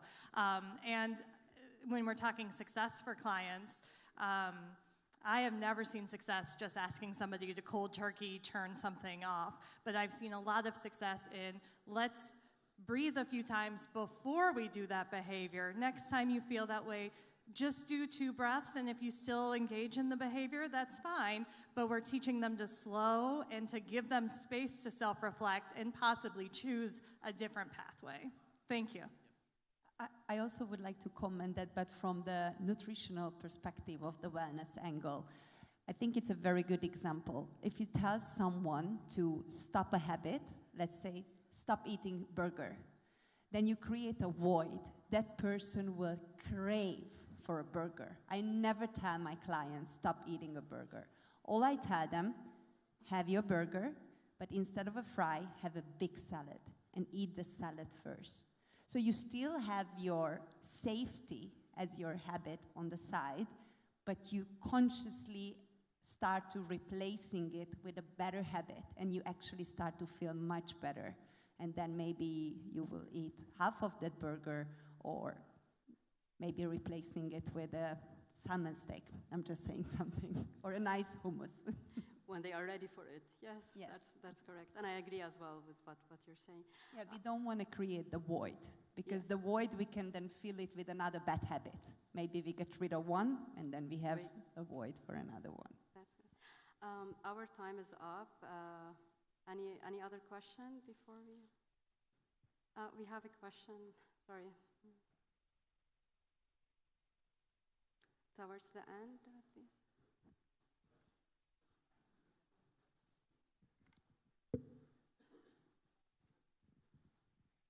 Good afternoon. Thank you for an amazing panel. Dr. Diana Richardson from the UK. And I just wanted to ask each of you, because you're all global leaders, what has been one of your fail forwards, your first attempt in learning, where it's been pivotal in your career that you've had to overcome an obstacle and turn it into an opportunity? For me, I wouldn't say it was my career. I believe like my biggest thing that brought my awareness and consciousness to how I'm living was my kids. Is like what example I want to put for my kids as a role model. So I wasn't practicing what I was preaching to them, being active, exercise, eat healthy. So that was my thing and it affected as well like my career, my days, because I was leading with a conscious living. CJ, do you want to cover or? What's the question again? She was asking about like one failure that we did, and we had to break it in order in our career. How we did it, right? The time we failed forward. That time we failed forward, yeah. Okay, for me, in terms of my career, I have been juggling. I have too much in my plates because in my organization, I am a full-time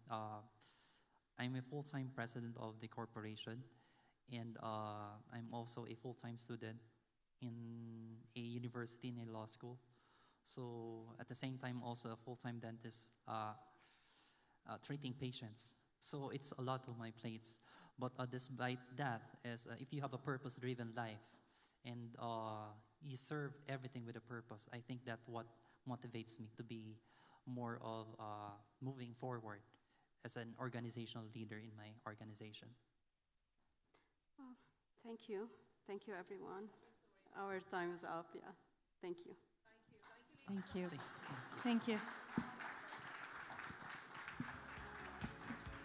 Gentlemen, yet again, could you please give them a huge round of applause? Everybody, come on guys, keep it going. It was such an insightful session that took us to different subjects of habit formation, to importance of proper sleep and whatnot. I'm pretty sure it has created and added a lot of value in our lives. Thank you guys.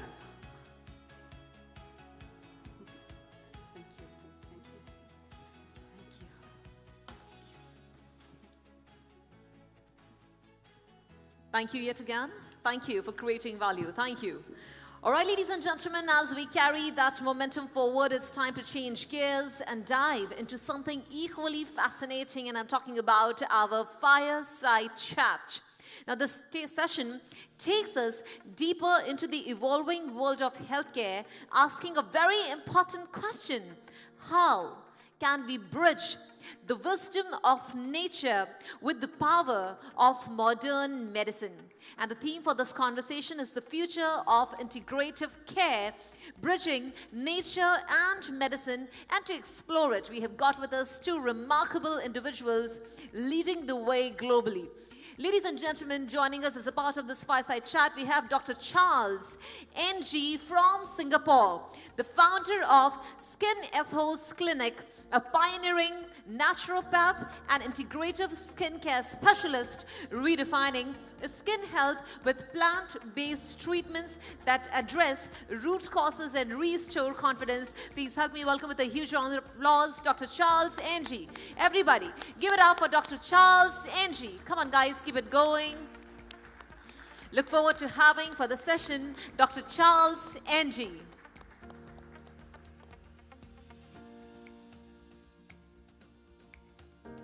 All right. Alongside Dr. Charles NG, joining would be Dr. Sonia Ben Jaffer Youssef from France, the CEO and founder of Wonder Muslim Women, an internationally recognized naturopathic doctor and keynote speaker, blending traditional wisdom, modern science, and faith-based healing to empower communities worldwide. And together, they will unpack how integrative care can not only transform individual health, but also reshape the future of healthcare globally. Ladies and gentlemen, with a huge round of applause, please help me welcome Dr. Charles NG and Dr. Sonia Ben Jaffer Youssef for this fireside chat. Everybody keep it going. Come on, guys, keep it going. Now, this happens to be the last and one of the most promising sessions today before the awards night. Gentlemen, lady, the floor is yours. Over to you. Thank you. This is a very interesting topic, and it's really close to my heart. So, thank you, everyone. Good afternoon. I'm very happy and honored to be here among all the business and healthcare heroes. Okay, so back when I first started as a naturopath 22 years ago, at that time, it was the early start of bridging plant-based and a plant-based approach with integrative technology. So it was at that time, plant medicine was seen as something that was informal and alternative. So it was at the age whereby there was very little studies that were given to what we deem as more like a cultural ingredient at that time, at least in Asia, Singapore, where I am based in. And also with technology, it was also seen as something that was more invasive and medical-only kind of settings. So fast forward to today, we are at a juncture whereby these two very opposing forces, as what we looked at when I look back 20 years ago, they are actually converging, and they are actually converging to a point whereby it's actually grown to something that is really powerful. I think this is something which deserves a lot of attention. And in combination with artificial intelligence. Back then, we didn't talk much about artificial intelligence. So before becoming a naturopath, I was an engineer, a research engineer. So I think that gave me an insight of how what we call big data at that time could actually evolve into something we call AI today. Yeah. So I think that's also a very huge cultural shift, isn't it, Sonia? It is indeed. I do believe that integrative care actually has already we've already lived the days of integrative care, especially in Switzerland and in Germany with the anti-cancer therapy clinics. This is my specialization.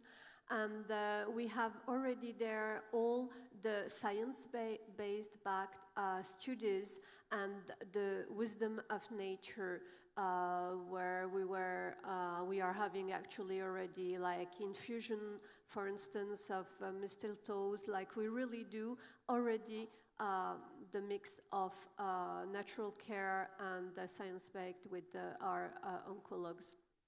And also, I would like to emphasize the point of artificial intelligence, and it is not like either artificial intelligence or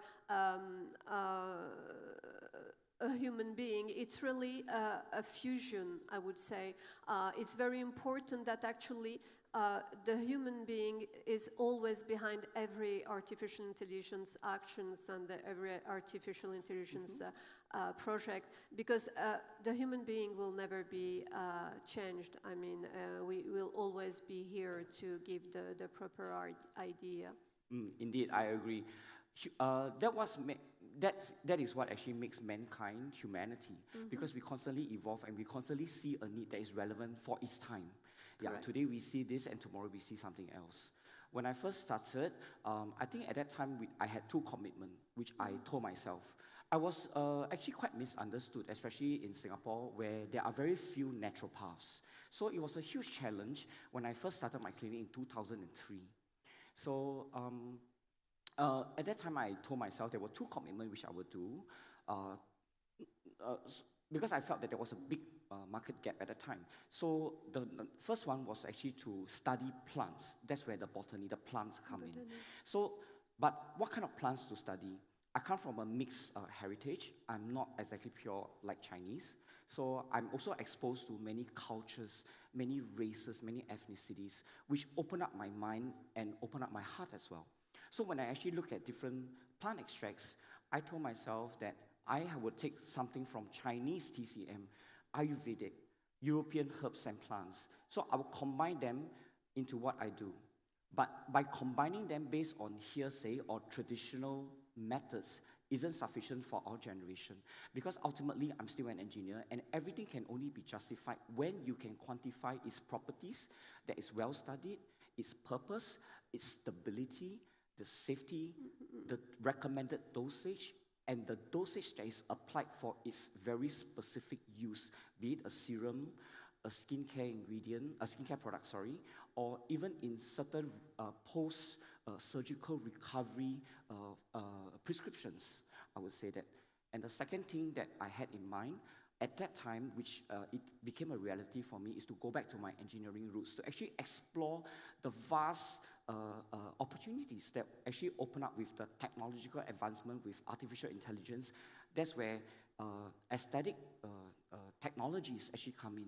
I wouldn't call them aesthetic procedures, I call them aesthetic technologies, because technologies actually drives the precision to allow practitioners like us to make use of these technologies as tools and in combination with our experience to come up with a set of working protocols that is precise like a clockwork, so that we increase the chances of success rather than to trigger another set of unforeseen side effects.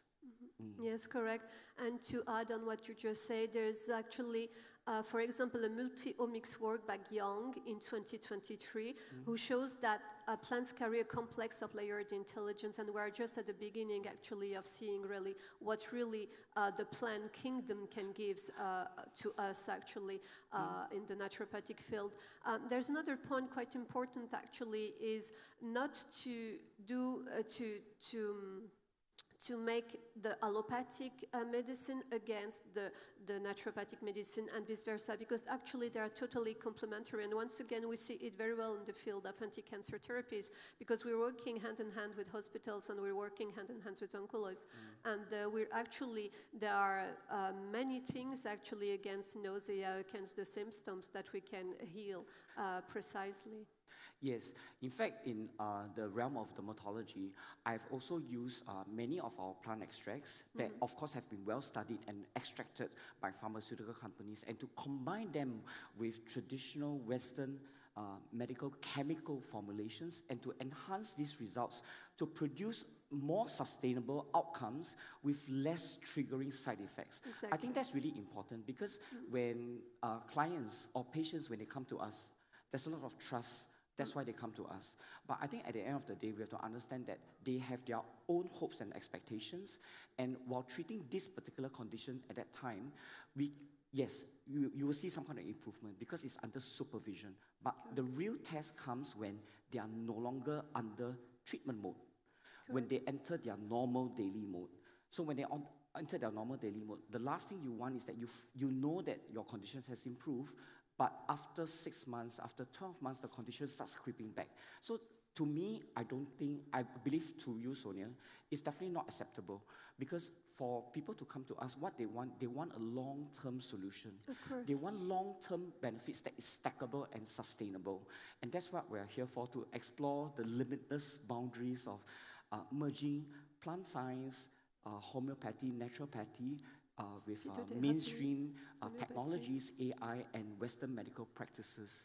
So I think this is something so powerful, isn't it? It is very powerful, and indeed, actually, you mentioned the point very important that naturopathy actually excels in chronic diseases in the long term, and allopathy actually excels in acute cases, like or in if someone cuts his, in surgical processes.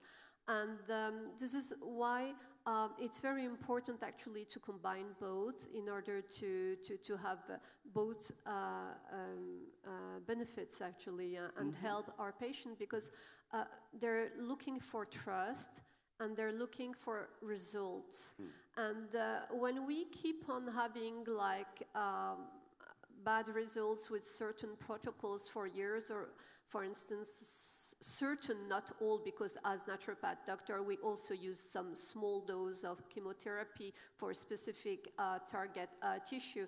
But when we see already nowadays in the allopathic medicine that we do have no results at all, and that we have a statistic that proves that there is no more than 5 years or 4 years or 3 years, depending on the clinical case, of longevity of the patient after this protocol, I do believe that it's really urgent actually nowadays to start to really integrating the naturopathic tools that we do have and that we had for a few years. And an important point for that, I do believe, is that not only trying to do the knowledge and the education to all the people and all the establishment, and especially the doctor schools, the medical schools, but also to work in conjunction with all the governments, so the governments really create rules so they can also invest in studies, in long-term studies, because of course health is always science-backed. Correct. Actually, this reminds me of a case that I had many years ago. So I've got this client. So at that time, a lot of plant-based therapies. Of course, I come from Singapore, and Singapore is a wonderful place with a lot of regulations in place. And as a naturopath, I truly feel that these regulations are in for a very, very good reason. They help to keep unsafe practices in check. Yes. And also they give very, actually I would say really sound recommended dosages of very specifically plant extracts, which is, I think I'm really, really proud of Singapore in that way. They were quite fast, they were also very forward thinking. So many years ago, I had this female client. She was 19 at that time. So she came to me 3 days before her graduation. So what happened to her was she actually suffering from adult acne. So she had acne, she had red eczema-like skin, and she had pigmentation. So all of us, we know that such conditions, they are on total opposite ends of the spectrum. When you treat one, the other kind of condition gets worse. So it was really hard for me at that time because I was also quite new, and at that time, my expertise only lies with acne cases and sensitive skin, but not pigmentation, right? So, but having so many blemishes on her face, really, it was something which I've never seen before because it was a very complex case to me at that time. So that was about 14 years ago, 15 years ago, So at that time, I relied on not even AI models, but big data, So I went to my little desktop. So I actually relied on certain medical journals, dermatological journals, and I came up with a solution that was an in-between of these three. But having said that, having an in-between may also mean that I'm not able to effectively treat any of these three conditions because they are all lying in the middle, right? So with this data that I have on hand, I came up with a solution to treat her skin. So within of course, I couldn't get her skin up in 3 days before her graduation ceremony. So he said, okay, you know what, let's have one treatment and we will not make your skin worse. And then she came back after 3 weeks. There was very considerable improvement. Every solution, every plant-based solution and the technologies I used was customized to her skin. So that really taught me one important thing. And that was my first taste of customizing a treatment protocol to every individual client, which paved way for what I have today, which is the combination of plant tech solutions. And I think, unknowingly, at that time I'd never done any anti-aging treatments, therapies. There's no pigmentation as well. But because of clients like that, these treatments, these specializations came in because there was a need to solve the problems, the skin conditions of these customers. So so from there, that's where future programs were developed based on needs rather than based on business, running it as a business. So that's where our training as naturopaths come in. You look at the whole condition, the person, the skin as a whole. You know, it's a holistic manner of treating someone's skin. So this has always applied repetitively throughout my 5,000 customers, throughout 15,000 treatments over the years. So it tells me that there is a proven model that we can meet in the middle, but it does not mean that it's not effective. It depends on how we use our tools. As naturopaths, we have the training in botany, the training in nutrition therapy, the training of realizing the client's needs, what they are looking for, the client's expectations, and making and leveraging the use of technologies and AI, you know, and opening up our minds to new emerging technologies, hard technologies even, to enhance and to come up with a unique set of treatment protocols that works like a clockwork, that is repetitive, and it can be even probably being commercialized around the whole world, actually. Yes, of course, it's an excellent point of view indeed. And to go further on that point, I do believe that actually it's really a holistic point of view. It's mind, body, spirit.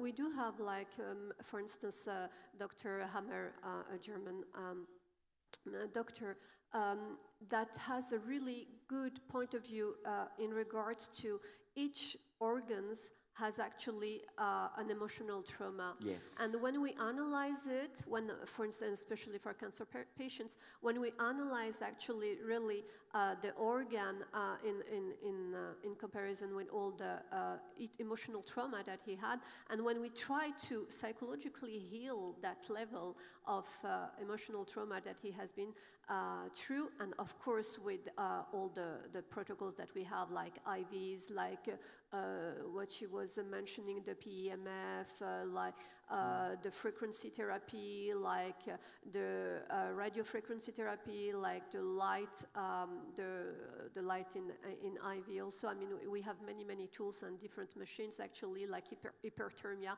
and localized hyperthermia. So we do see better results actually. So that's why I do believe that holistically speaking, we really need to take into consideration not only the anatomy, but because the anatomy actually the body is really the creation, a perfect creation of our Creator, Allah Azza wa Jal. And when we see that actually we do have an innate a possibility to rebalance our homeostasis and to be able actually to take rid by ourselves of our toxins. Next week I'm going, for instance, to do a meeting like that in Dubai on the brain, and the brain is a very good example, for instance, because brain is our wealth and is our health. I mean, before anything else, I mean, if you have to invest in something, invest in your brain, because we are on a daily basis in the air with toxin, in the water in the air with toxin like aluminum, for instance, in the water with toxin with fluoride that lower the IQs, in the food with glyphosate, that are very, very important in all the gluten product, for instance.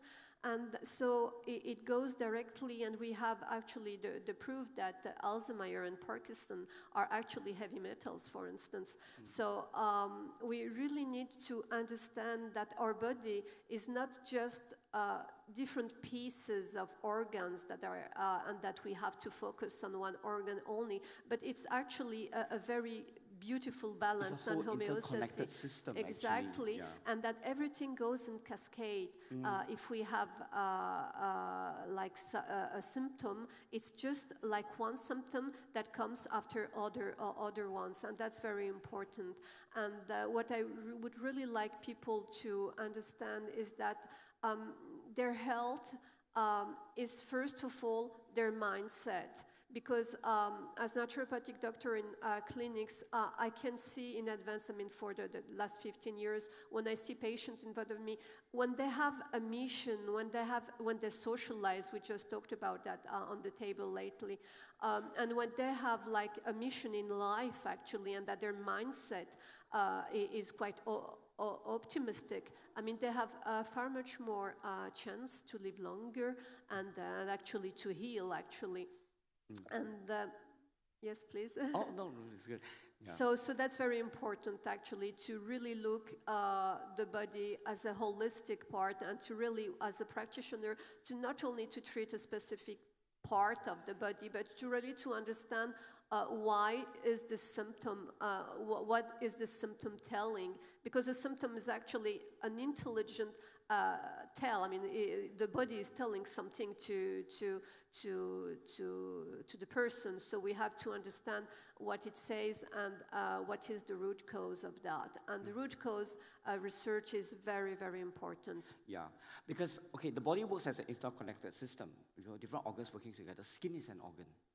So there are cases where I've come across... The biggest organ, actually. Sorry? The biggest organ. Yes, the skin is the biggest organ. It's a huge responsibility here. So there are cases where I actually, because I was speaking to Dr. Carlos, right, yesterday.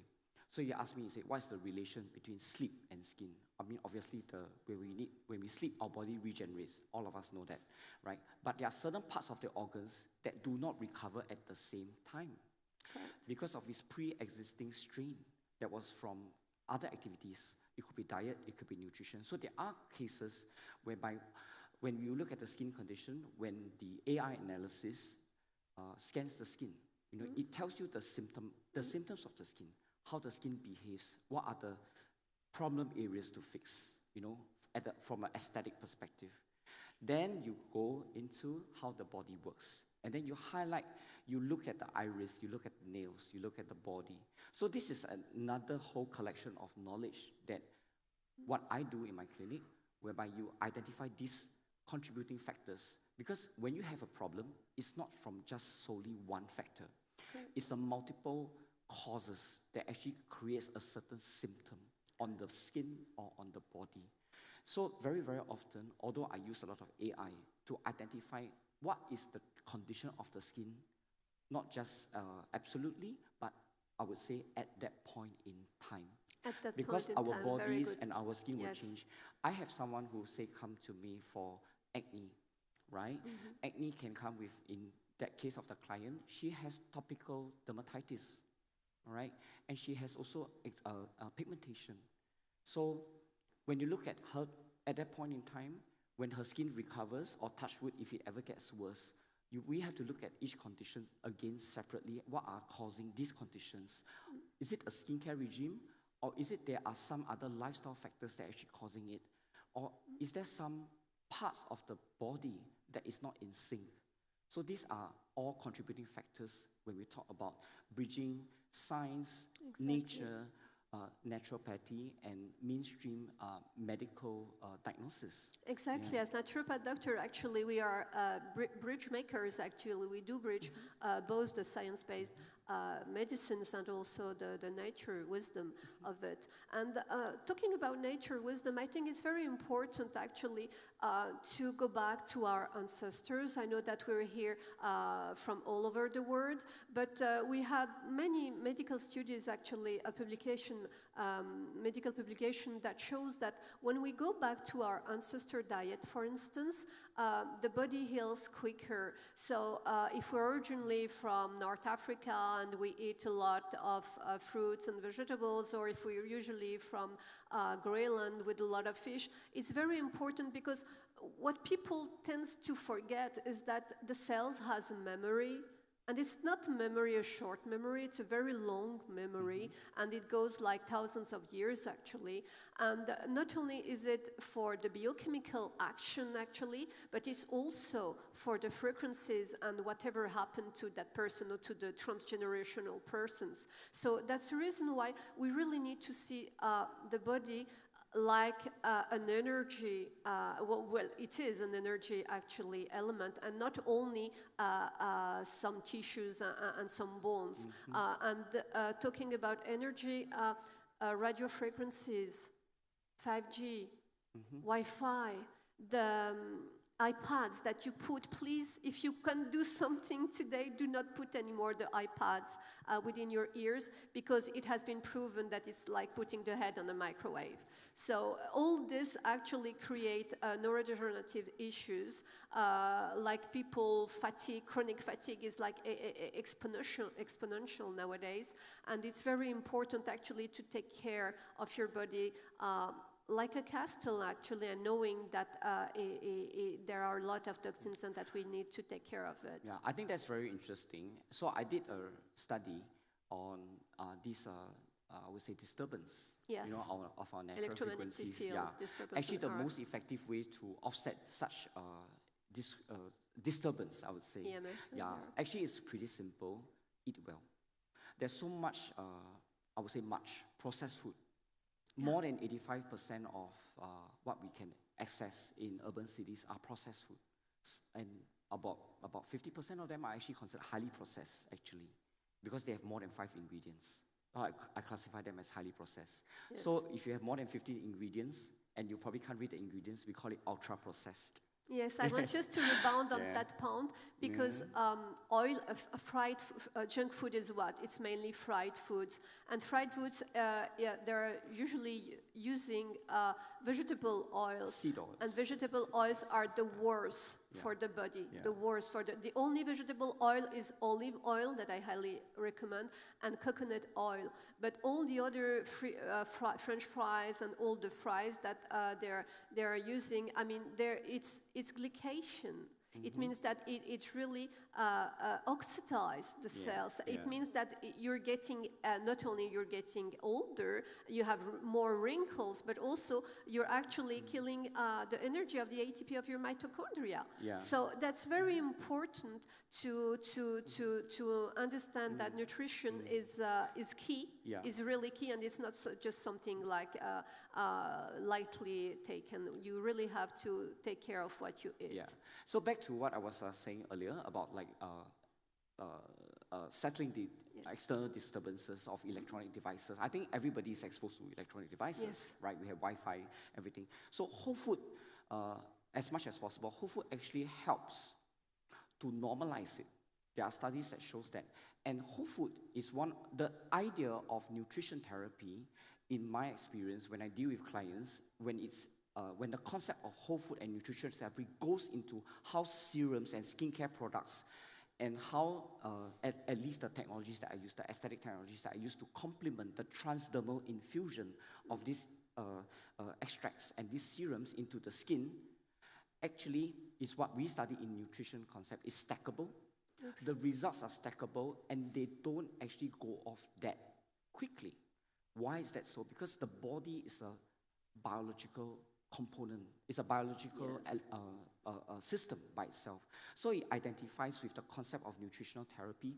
You nourish the body, you nourish the skin, you build the skin barrier, you enhance the resilience of the skin. I mean, I'm talking about skin, but of course, body is a broader context of the skin. So, what we see in clients with damage skin barriers when you actually use the concept of nutrition therapy in combination with the plant-based research, the phytochemicals, and the transdermal infusion technologies. They tend to improve the skin really, really quickly and with almost zero downtime.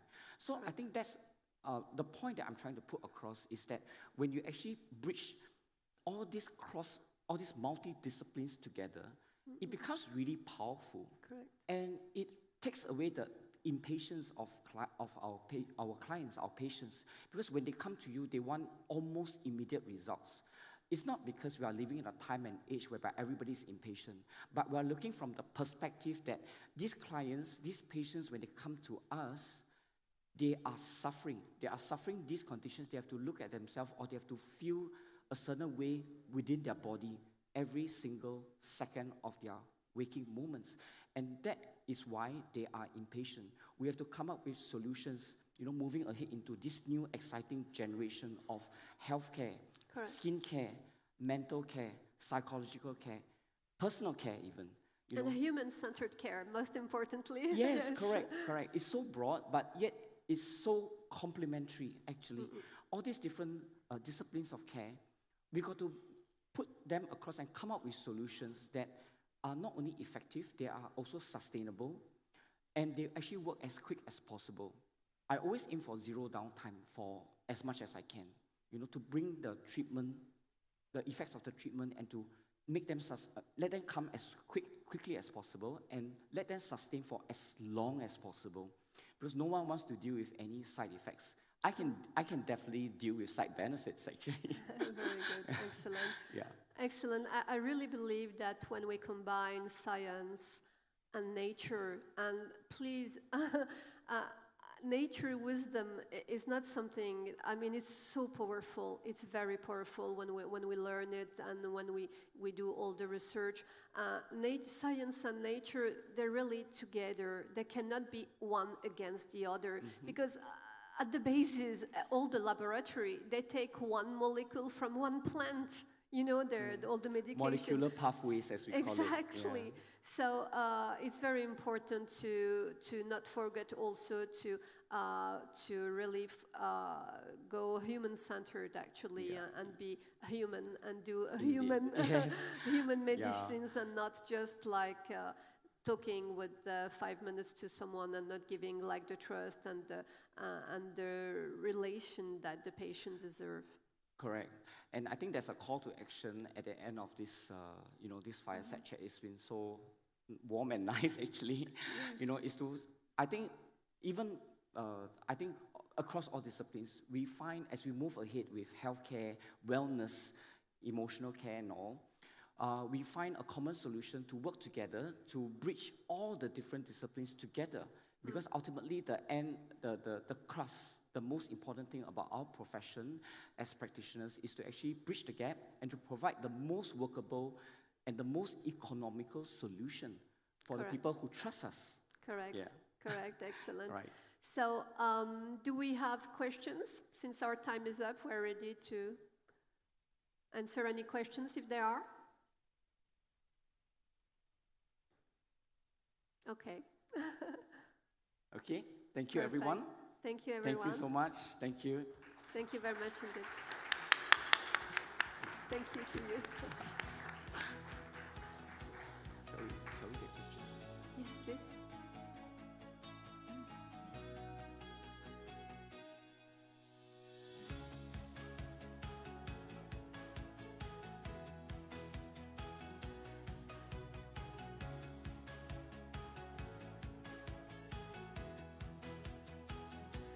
Thank you so very much for this exceptional session, and I'm pretty sure everyone was able to relate and connect to it, because one of the most important factors that boost and raise our confidence is appearing looking good. After all, as it is rightly said, first impression is the last impression. Ladies and gentlemen, give them a huge round of applause. Everybody, come on guys, keep it going.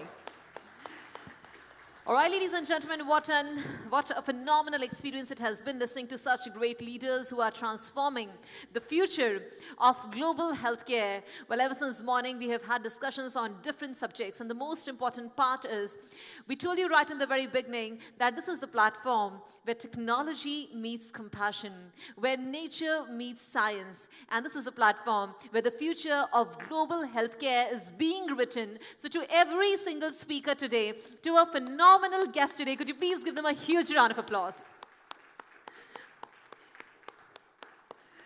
All right. Yet again, now it's time to recognize the leaders who have created impact and delivered and contributed value. Ladies and gentlemen, it's time to recognize all who have actually transformed the future of global healthcare. But before we proceed, before we begin, it's time to yet again pump in all the energy onto the hall. Could you please give yourself a huge round of applause for being such a phenomenal audience?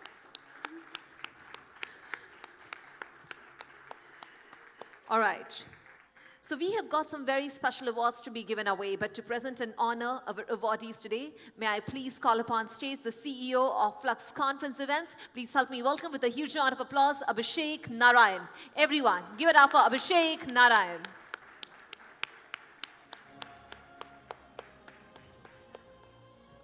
Well, before we announce the names of the winners, every single person present here should ensure that you are generous with your applauses. The energy shouldn't drop even for a minute. It's time that we're going to be concluding with a bang. So it should be with a bang. And that can only happen if every single person present here participates with full energy, full enthusiasm and power. So are you all ready? Come on, guys. We need to feel that energy, as I told you right in the very beginning. Are you ready? All right, then. Now, this is something that we're eagerly looking forward to. Now, the first award category is Humanizing Healthcare Leadership. And it goes to the Group Director of People Experience from Qatar. And the sector is Health and Wellness. Ladies and gentlemen, please help me welcome with a huge round of applause, Andriana Alexandra. Everybody give it up for Andriana Alexandra. Keep it going, everyone. Keep it going. Keep the applauses going for Andriana Alexandra. Keep it going. Congratulations.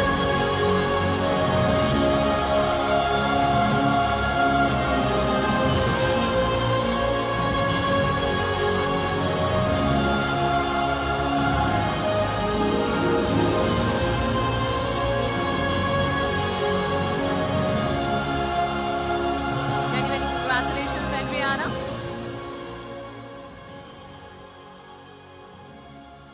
It's great to see all the healthcare leaders of Qatar here. I know that many of you guys also traveled. Thank you to Fluxx Conference for the opportunity, and thank you for making a difference in healthcare every day. Thank you so very much. It's truly a delight to have you join us as a part of this very special event. Thank you. Thank you. We wish you all the very best. Ladies and gentlemen, moving on to the next award category, which is Healthcare Entrepreneur of the Year in the sector of health and wellness, and it goes to the CEO and founder of Dr. Afreen's Academy, all the way from UAE. Give it up for Dr. Afreen Mubin Sheikh. Come on, guys. Keep it going for Dr. Afreen Mubin Sheikh. Whoa. What a great experience to see the entire family supporting you. Keep it going, everyone. Keep it going for Dr. Afreen Mubin Sheikh. Everybody.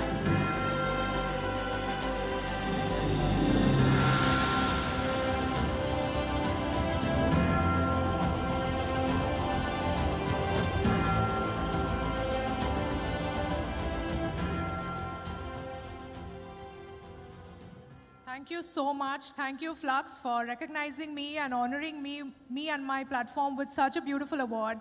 I'd like to thank the Almighty for making me worthy of the stage and to be present here before you all. And my beautiful family who is here with me. My husband for his unwavering support. He chooses always to be behind the camera, like here right now, and lets me hog all the limelight. Thank you. And my beautiful kids, thank you so much. I hope you all have a great evening. Thank you. Thank you so very much. And it's truly a delight seeing your family supporting you in ways so beautiful. Thank you. Wishing you all the very best. Keep up the good work. Thank you. All right, ladies and gentlemen, moving on to the next category today. It is Medical Director of the Year. And it goes to, all the way from Saudi Arabia, King Abdullah Medical City representing Ahmad Saeed Milbari. Give it up for Ahmad Saeed Milbari. Everybody, keep it going.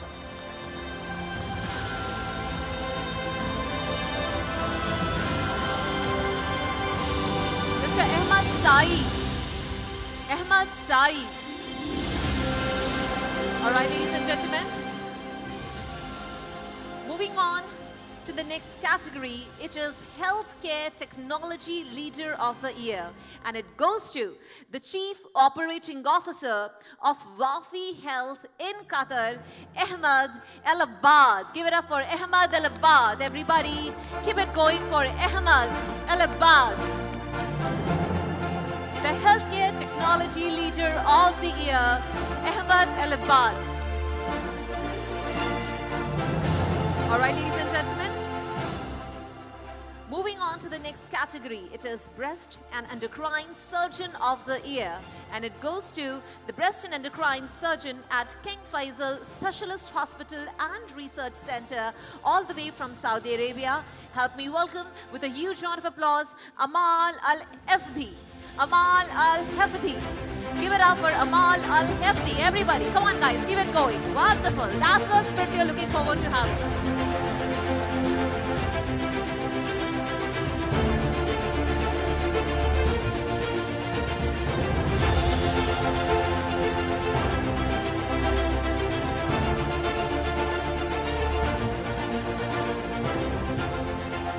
Many congratulations. I don't know, should I say good evening or good afternoon, but thank you for you and for your event. Thank you for your welcoming. And actually, I'm here to say I'm so proud of my country, my government, and my institution who helped me to be here. And special thank for my family, my husband, and my kids. And congratulations for all of you. Thank you. Thank you so very much. Ladies and gentlemen, moving on to the next category, it is Chief Medical Officer of the Year. And it goes to the Chief Medical Officer at Apex Health in Qatar, Andy Jaffel. Give it up for Andy Jaffel. Everybody, keep it going for Andy Jaffel. Everyone, come on guys, keep it going.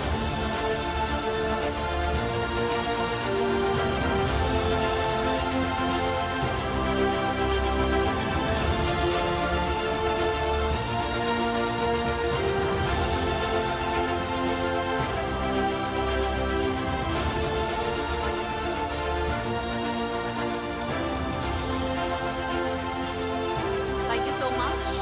Many congratulations.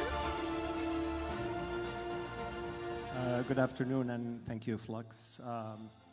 It's an honor to be here with you today, and my journey started as a physician in the United States with a deep passion for medicine and a belief that healthcare can be safer, kinder, and better.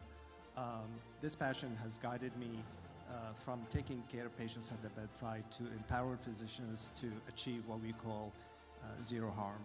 At the View Hospital and Apex Healthcare, our mission is simple but profound, and that is to make a difference in every life we touch. Thank you. Wonderful. Thank you so very much. Thank you. And we wish you all the very, very best. Ladies and gentlemen, moving on to the next category, it is Chief Financial Officer of the Year. And it goes to the Chief Financial Officer at Apex Health from Qatar, Anshul Nanda. Ladies and gentlemen, give it up for Anshul Nanda. Everybody, keep it going for Anshul Nanda. Come on guys, we need to pump in all the energy that we have. Anshul Nanda.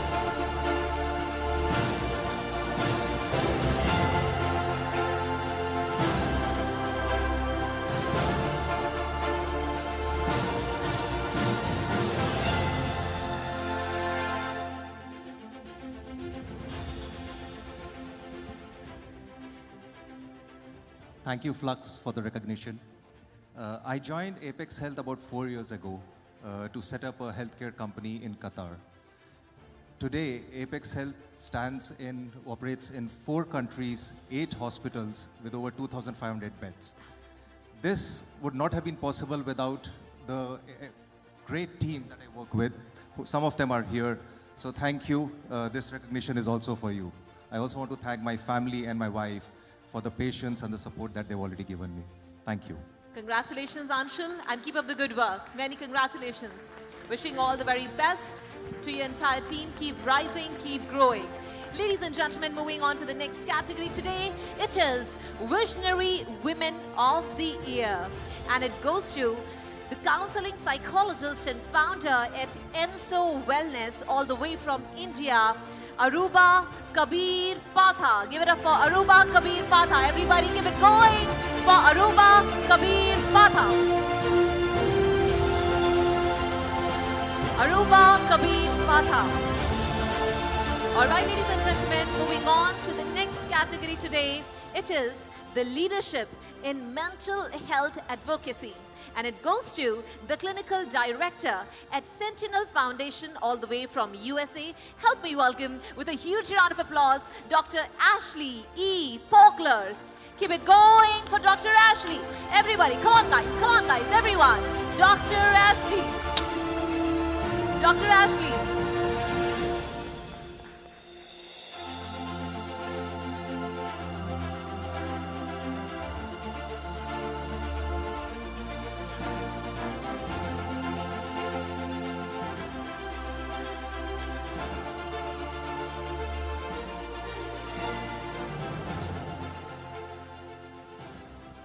I already spoke, so just another thank you to all of you, and I look forward to further conversation with you later this evening. Thanks. Congratulations, and keep up the good work. Ladies and gentlemen, moving on to the next category, it is Business Development Leader of the Year. And it goes to the co-founder and managing director of Priceless Health LLC. Help me welcome with a huge round of applause, Basma Fauda, all the way from UAE.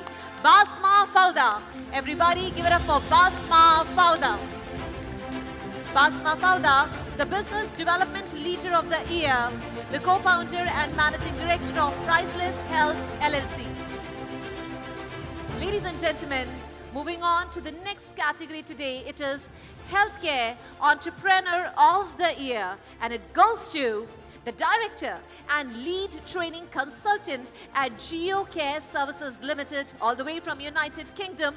Help me welcome with a huge round of applause, Benjamin Brome, everyone.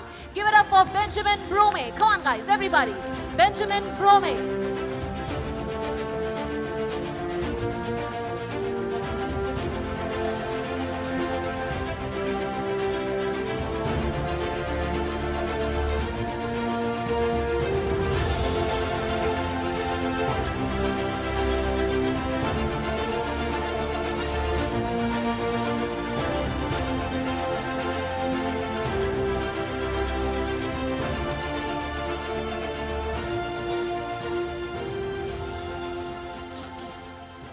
Thank you. Sorry, I don't like talking, but it's an honor for Fluxx to actually nominated me for Entrepreneur of the Year. My business started at the peak of COVID 2020, and it was a tough period, but at the same time, I'm grateful. Thank you. Thank you so very much. We are truly delighted to have you over with us today. Thank you for joining. Thank you and many congratulations. Keep up the good work. Ladies and gentlemen, moving on to the next category, which is AI Visionary in Healthcare Transformation. And it goes to the CEO of Psych Reality, all the way from Ireland. Help me welcome Mr. Bilal Awan. Give it up for Mr. Bilal Awan. Everybody, Mr. Bilal Awan. The AI Visionary in Healthcare Transformation, all the way from Ireland, Mr. Bilal Awan.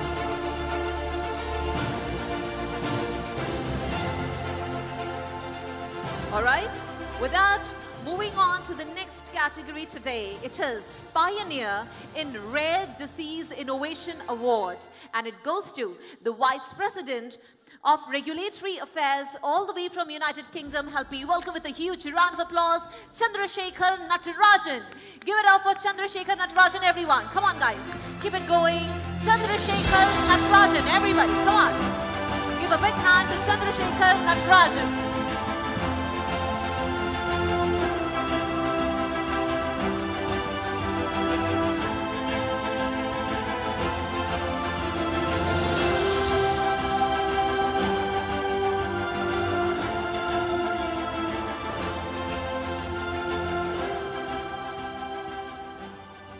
you. Thank you, Fluxx team, for this recognition and organizing this fantastic event. It's great to be here. Just want to say I'm so humbled and thrilled to be receiving this award. Also, just to say, I'm just so passionate about my work, my support in the rare disease space. As an example, there are almost 6,000 to 8,000 rare diseases just in Europe, where there is majority of them lack an approved treatment. So, although a lot has been done in the last 10, 15 years, much more needs to be done. I just want to thank few people in my life who inspired me to keep going, starting with my mum, who has been inspired from day one, my lovely wife for providing that valuable support and being this source of strength for us, my 3 gorgeous daughters, source of happiness, my entire family and my in-laws. Thank you so much, and thanks Fluxx team. Thank you. Thank you. Many congratulations. Keep up the good work. Thank you. All right, ladies and gentlemen, with that, now it's time to move on to the next award category today, and it is the Naturopath of the Year. And it goes to the gentleman who has shared so much of wisdom with us today. And yes, he himself is the example of how to glow and how to flow. Well, the founder, naturopath and integrative skincare specialist, with a huge round of applause, please help me welcome all the way from Singapore, Dr. Charles Ng. Everyone, give it up for Dr. Charles Ng. Come on, guys. Keep it going for Dr. Charles Ng. Everybody, Dr. Charles Ng. Come on, keep it going. Keep it going. Yes. Dr. Charles Ng. Everyone. Well, that's the spirit we are looking forward to having throughout.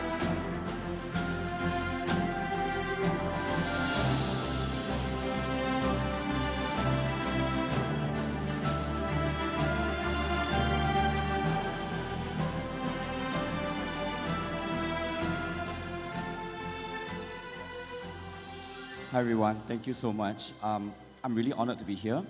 And when I started being a naturopath 22 years ago, that was 2003, I was rejected by many landlords. I couldn't get a shop because naturopath was unheard of in Singapore back then.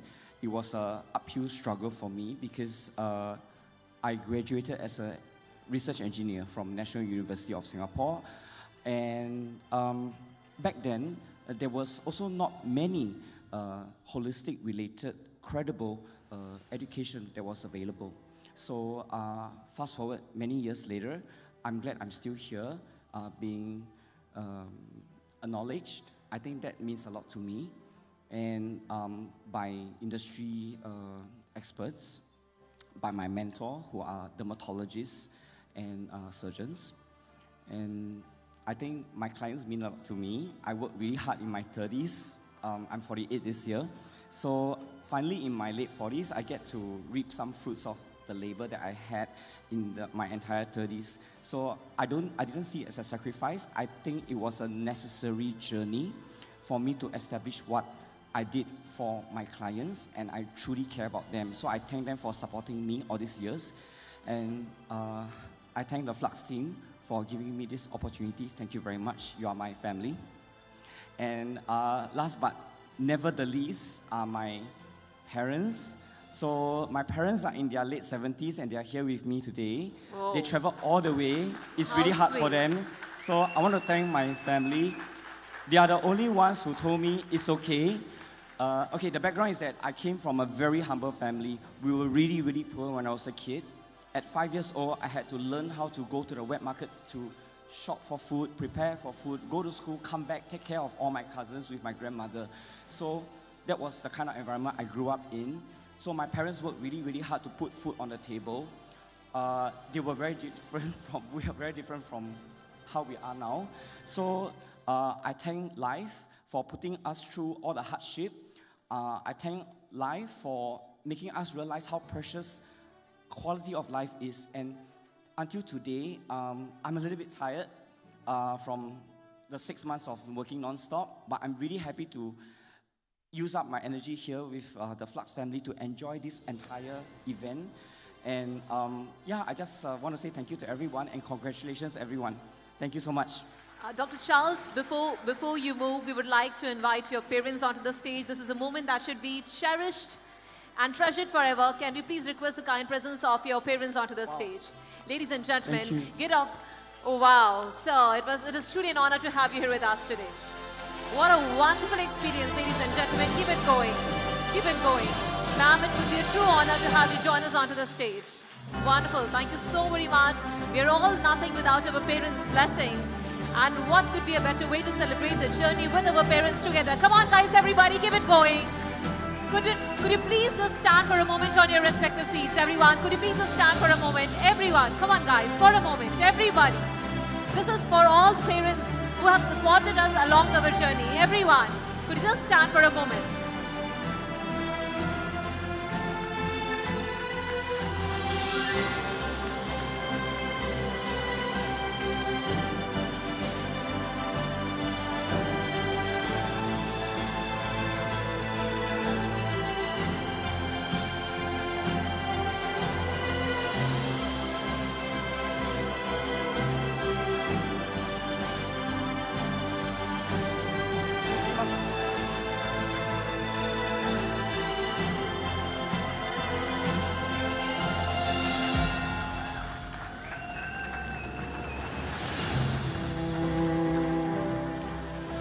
Thank you, everyone. Thank you. I really owe a lot to my parents. Yeah, this is the first time they are attending an award ceremony with me. They have never been to any award ceremony when I was winning, being recognized in Singapore. Yeah, and it's the first time they are overseas actually to see me at an award ceremony. So I thank my parents for, it's really hard for them to come here because they are really old. My dad's 74, my mom is 77, and my mom is 74. So I think it's really hard for them. Yeah, I'm born in 1977 and I'm 48 this year. Yeah, the reason why I'm still single is because I really dedicated my life to my research because it's really, really hard. Plant extracts are really hard to manage. So, but no regrets because I have a lot of friends. I have my family. I have my clients who a lot of them are like my friends. So I look forward to also establishing a friendship with all of you here. I believe that even if we are competitors, the world out there is so huge for us, and we should all work together across all disciplines to create a better future and a better world. We live in a world of segmentation now, especially with technology, but I think that we can all put our hearts and our minds together to create a better future for our generations to come. Thank you, everyone. Thank you so very much, Dr. Charles, and we wish you and family all the very, very, very best. Thank you. Thank you so very much. It's really an honor to have you and your family join us on this very special occasion.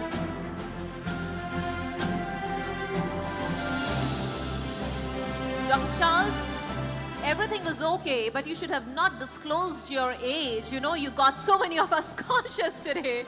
Give it up yet again for Dr. Charles, everybody. Thank you. Thank you. Well, moving on to the next category. It is the Psychology Expert of the Year, and it goes to the Global Healthcare Advisor, the co-founder, investor, entrepreneur, board member, and psycho-oncologist all the way from Germany. Help me welcome Mr. Klaus Berman. Everyone, give it up for Klaus Berman. Come on, guys. Keep it going. Klaus Berman. Give it up for Klaus. Come on, guys. Keep it going. Klaus Berman. Well, thank you, Abhishek, for doing the honors. It's truly an honor to have you here with us today again. Thank you. Thank you so very much. Ladies and gentlemen, what an absolute honor it is to have with us yet again today His Royal Highness, Prince Ibrahim, all the way from Gambia. Ladies and gentlemen, could you please help me welcome Prince Ibrahim onto the stage to honor the next set of awardees. Your Highness, it's truly an honor to have you join us yet again on this very special occasion. We truly value and acknowledge your presence. Thank you, sir. Thank you so very much. All right, ladies and gentlemen, now it's time to move on to the next category, and it is the Healthcare Executive Leader of the Year. The Healthcare Executive Leader of the Year, and it goes to the Executive Director, Performance Enablement, Healthcare Transformation Leader, Specialist in Organizational Excellence and Change. Please help me welcome with a huge round of applause, Dr. Rehem Ainuddin, all the way from Saudi Arabia. Dr. Rehem Ainuddin. Dr. Rehem Ainuddin.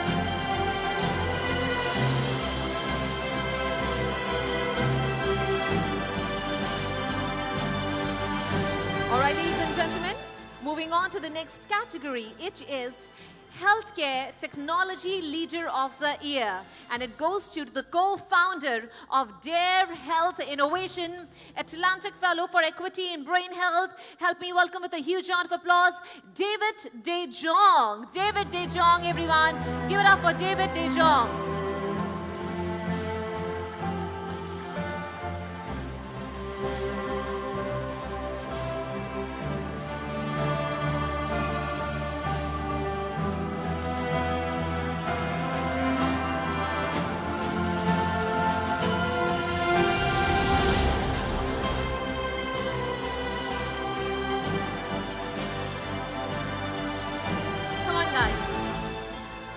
Congratulations, David.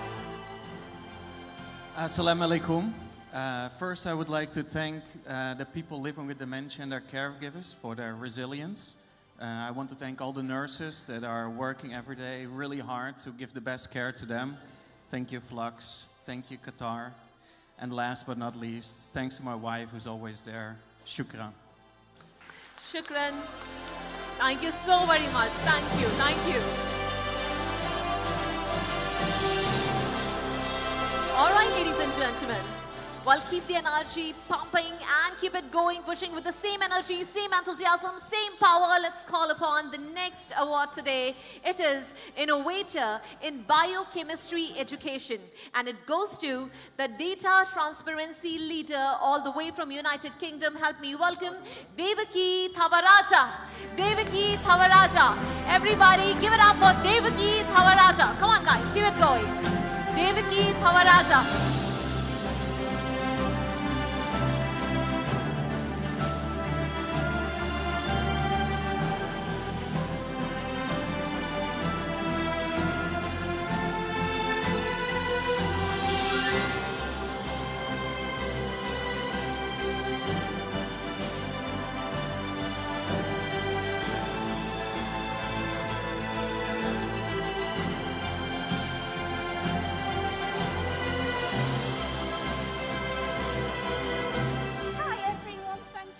for having me here. And it's just great celebrating everyone's achievements. And I'd just like to thank everyone organizing this event as well for your incredible kindness. I just feel so moved and humbled by this. It just means so much to me. I just want to say a huge thank you to all my teams for believing in me. We collaborated together across the globe to create educational materials to fight misinformation regarding clinical trials, and created safe spaces where everyone has a sense of belonging and their voices to be heard, and we keep patients and our colleagues at the heart of every decision that we make. And this sense of belonging, I didn't have that feeling when I was younger, so it's really special to me. And there are two groups of people who I'd like to thank. So not only the people who believed in me, but also the people who didn't believe in me. So they just gave me the power and determination to move further. And I'm sure people in this room would understand the road to leadership. It's not an easy one, and I conquered my fears to, to create that voice for other people and to create that safe space for others. So that really means a lot to me. And I just want to say to everyone in this room to keep doing the great work that you do and sprinkling your magic on the world and to bring about positive change. My message to anyone who's feeling down or not feeling heard if you can dream it, you can always achieve it, and just never stop dreaming. Thank you, Devki. Thank you so very much, and we wish you all the very best. Thank you. All right, ladies and gentlemen, the next category today is the Lifetime Achievement Award in Health and Wellness, and it goes to the founder and director of Chief Philanthropy and the Chief Philanthropy Officer at the Glow Getter Mentor Mahila Udyami. Help me welcome with a huge round of applause all the way from the United Kingdom, Dr. Diana Richardson. Everyone give it up for Dr. Diana Richardson. Come on guys, keep it going for Dr. Diana Richardson. Everybody, come on, come on, come on.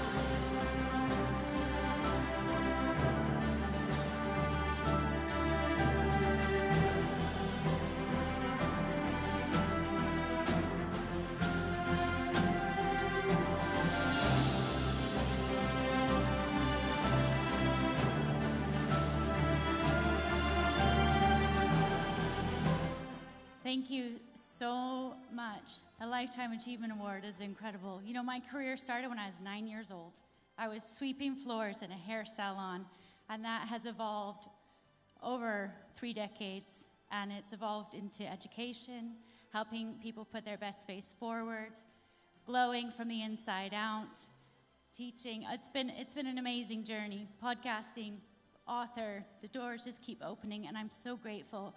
And I'm very grateful to Fluxx. Thank you very much for this opportunity, and Dr. Teresa Mosley for putting me forward for this award. So, thank you. Thank you, and many congratulations, and we are glowing. Come on, guys, yet again, give it up for Dr. Diana. Everyone, every journey, every story is unique and needs to be celebrated. All right, ladies and gentlemen, moving on to the next category. It is Neuroscience Researcher of the Year, and it goes to the doctoral candidate in the neuroscience program at Kent State University, all the way from the USA. Help me welcome Fanan Abu-al-Rob. Fanan Abu-al-Rob. Give it up for Fanan Abu-al-Rob, the doctoral candidate in the neuroscience program. Everyone keep it going. Come on, guys. Come on, guys. We need more energy from you guys. Everybody.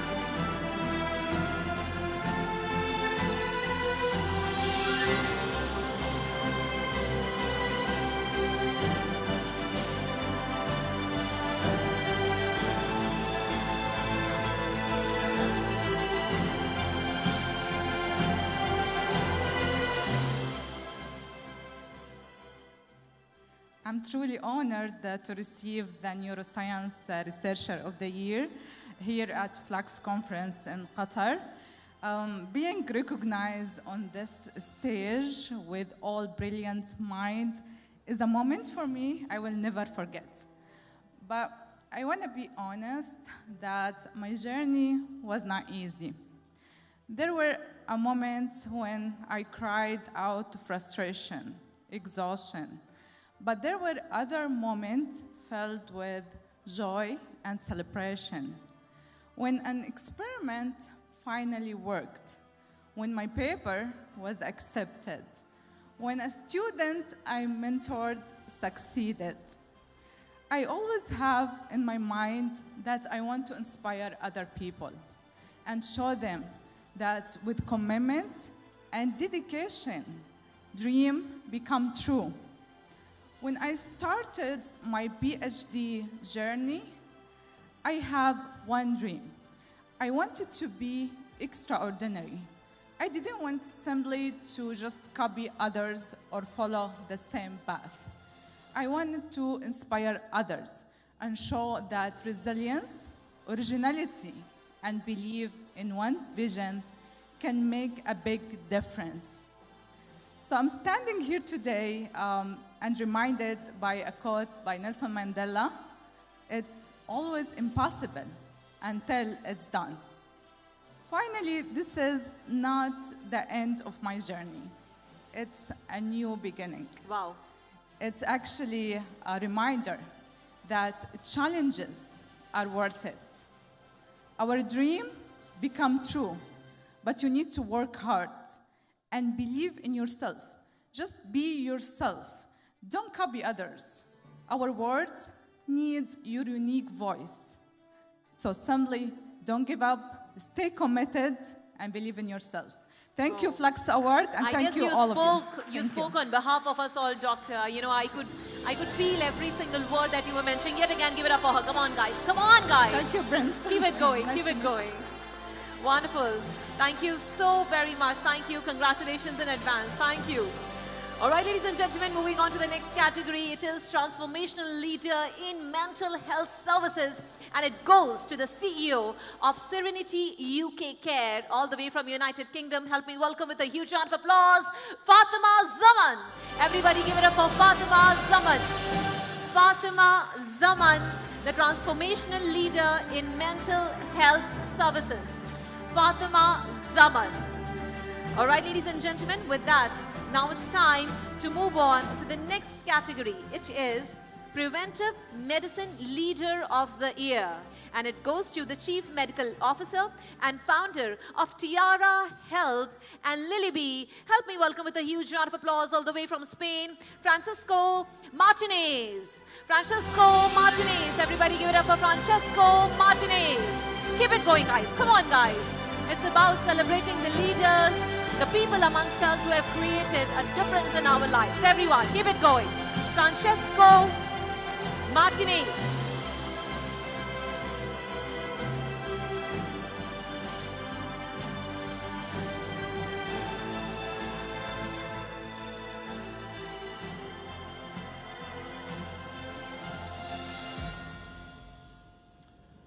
Hi, hello everyone. Thank you to all the Fluxx team for this opportunity.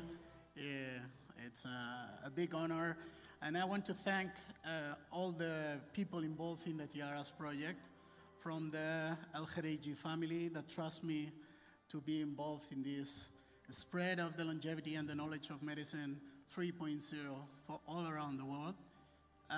Through all our team, our chairman, Dr. Crespo, and all my fantastic team in a little place in the south of Europe, in Marbella.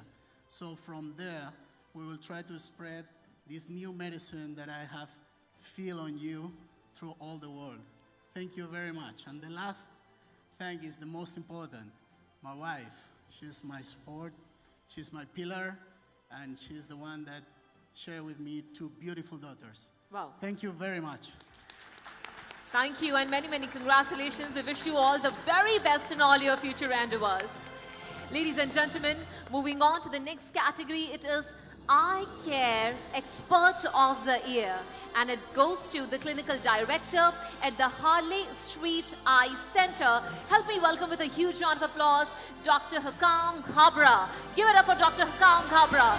Everybody, Dr. Hakam Khabra. Come on, guys. Keep it going for Dr. Hakam Khabra. All right. Well, moving on to the next category. It is Leadership in Advancing Coaching Psychology, and it goes to the founder, CEO, coach, and senior scientist at Zimmermann Research. Help me welcome with a huge round of applause all the way from Switzerland, Heinrich Zimmermann. Heinrich Zimmermann. Everybody keep it going for Heinrich Zimmermann. Come on, guys. Come on, guys. Keep it rolling. Keep it going. Heinrich Zimmermann. Everybody.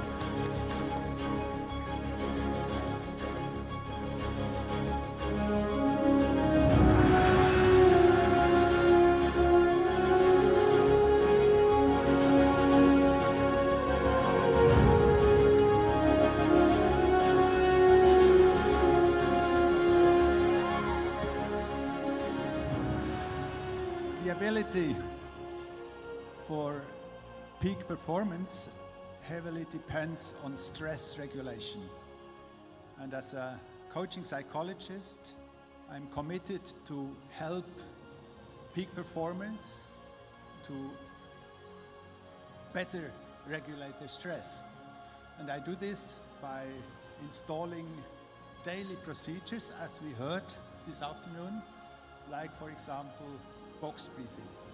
Thank you very much for this honor and this recognition. Thank you. We are truly honored to have you here with us today. We wish you all the very best in all your future endeavors. Thank you so very much.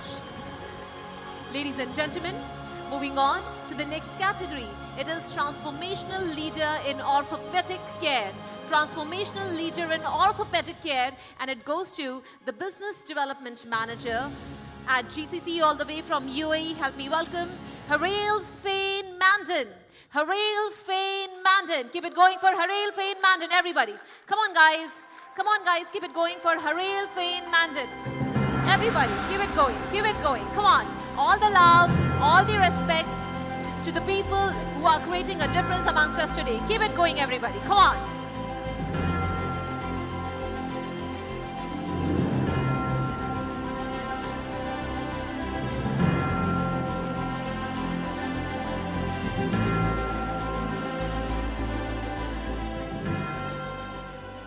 Wow.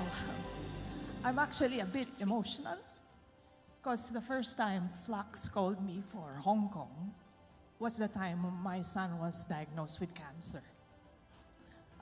So being here today means a lot.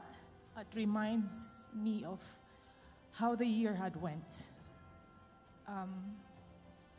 At some point, I lost faith in what I do. I've lost direction. But it was Fluxx who reminded me that I have to continue on my advocacy. And that is to remind us all that being in healthcare is a calling.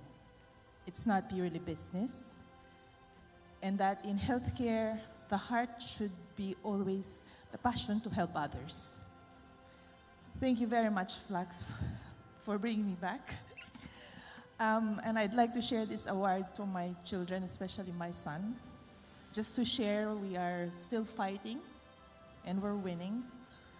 And I'm sharing this award to my family back home in the Philippines, especially my parents, and of course my ever supportive husband. Congratulations to everyone. And let's not forget that people need us, so we should be always there with a heart of service. Absolutely. We are not just fighting, but we are winning this together, and we are there with you. Come on, guys, everybody for Harail. Come on, keep it going, everybody. All the love, all the prayers, and all the good wishes for you and your family. And we are there with you in this journey. All the very best.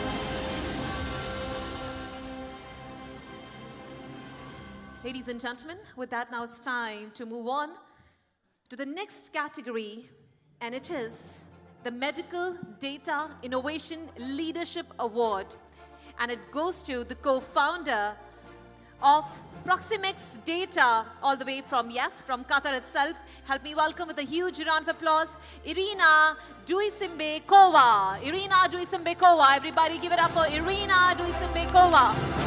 The Medical Data Innovation Leader Award, the co-founder of Proximex Data.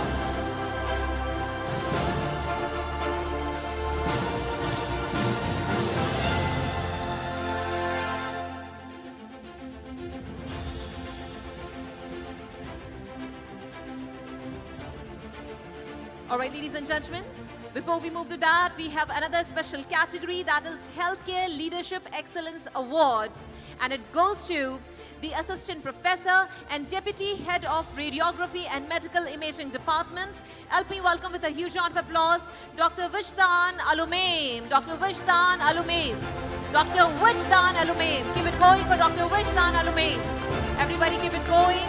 Dr. Wishdan Alumaim.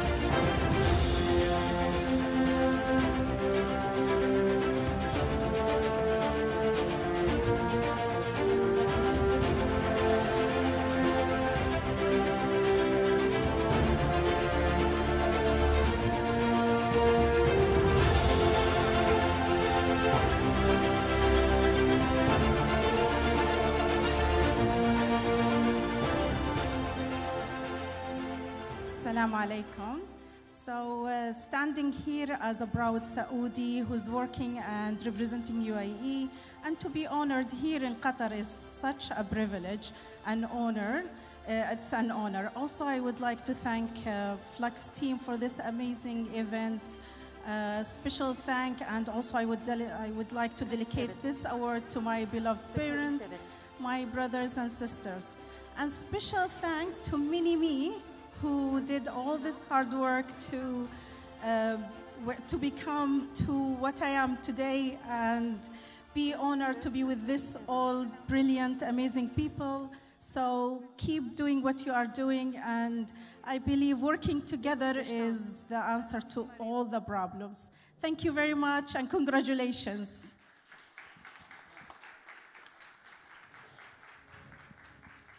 Many, many congratulations and keep up the good work. We wish you all the very best in all your future endeavors. Ladies and gentlemen, moving on to the next category. Well, we have got with us the Visionary Women of the Year. The Visionary Women of the Year, and it goes to the Vice President of Quality and Performance at Eastern Health Cluster. Help me welcome with a huge, huge round of applause, Mariam Muhammad Al-Qasir. Everybody give it up for Mariam Muhammad Al-Qasir. Come on guys, keep it going for Mariam Muhammad Al-Qasir.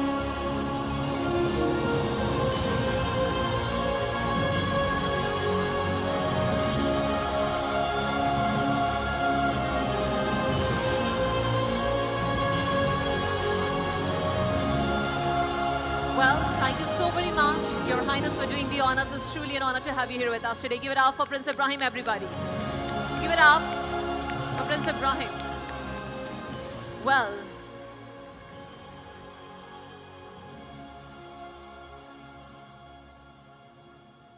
ladies and gentlemen, to honor the next set of awardees, let me call upon stage a woman that has been bringing all the energy, all the vibrancy, well, all the glamour and enthusiasm here from past 2 days. Help me welcome with a huge round of applause, Siobhan Johnson. Everyone, give it up for Siobhan Johnson. Come on, guys, keep it going. Keep it going for Siobhan Johnson.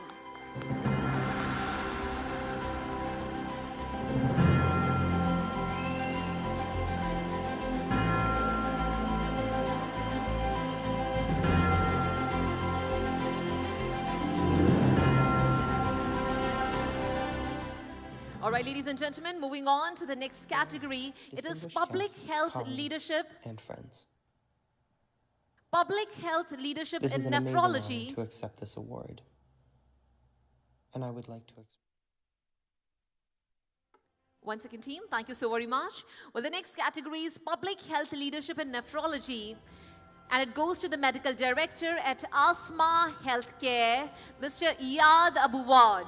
Mr. Iyad Abuwad. Mr. Iyad Abuwad. Mr. Iyad Abuwad. Public Health Leadership in Nephrology, all the way from UAE, the Asma Healthcare, Mr. Iyad Abuwad. Mr. Iyad Abuwad.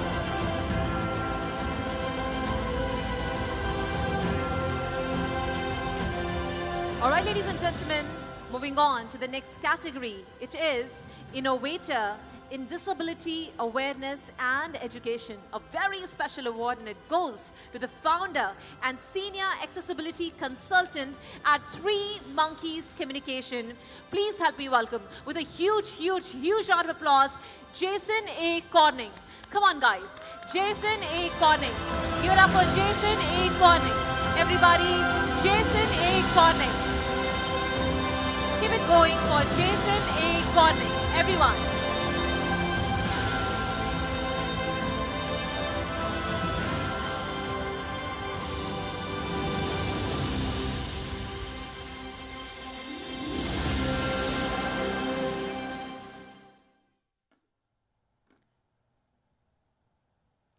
Hello, distinguished guests, colleagues, and friends.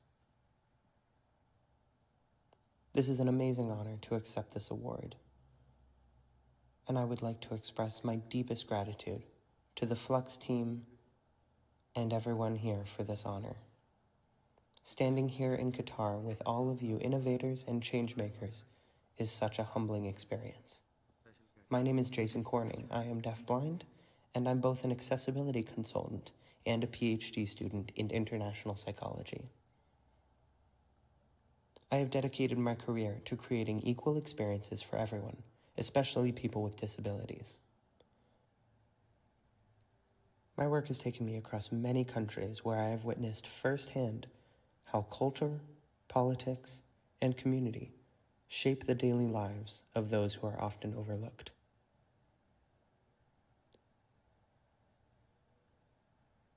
This award is not just a recognition of my own journey. It's a reflection of the collective efforts of so many people who believe in breaking down barriers, whether it's through technology, education, or advocacy. My goal is to continue building bridges between communities, cultures, and people of all abilities. I believe that removing barriers, we create access, we create opportunity. And when that opportunity is shared, we all rise together. Thank you again for this recognition and for your commitment to innovation and inclusion. Well, ladies and gentlemen, could you please give him a standing ovation? Everyone. Well, as it is rightly said, knowledge and skill has no limitation. Guys, everybody, everyone, well, wow, what a special recognition. Jason, we wish you all the very, very best for all your future endeavors. And yes, we are there with you in your journey. We wish you happiness, success, more and even more. Give it up for Jason. Once again, everyone. Come on, guys. Keep it going. Keep it going. All right, ladies and gentlemen, with that, now it's time to move on to the next category. It is Digital Health Architect of the Year. Digital Health Architect of the Year, and it goes to the Chief Executive Officer of DigiNova Health Solutions. Please help me welcome with a huge round of applause, Joe Hawayek. Joe Hawayek. Give it up for Joe Hawayek, everybody. Keep it going for Joe Hawayek. Come on, guys. Joe Hawayek. All right, ladies and gentlemen, with that, now it's time to move on to the next category, and it is Surgical Service Excellence Award. Surgical Service Excellence Award, and it goes to the Group Manager of Surgical Operations Services at Eastern Health Cluster, all the way from Saudi Arabia. Help me welcome with a huge round of applause, Talal Abdul Rahman Al-Zahrani. Talal Abdul Rahman Al-Zahrani, everybody, give it up for Talal Abdul Rahman Al-Zahrani. Come on, guys, everyone, keep it going, keep it coming, Talal Abdul Rahman Al-Zahrani.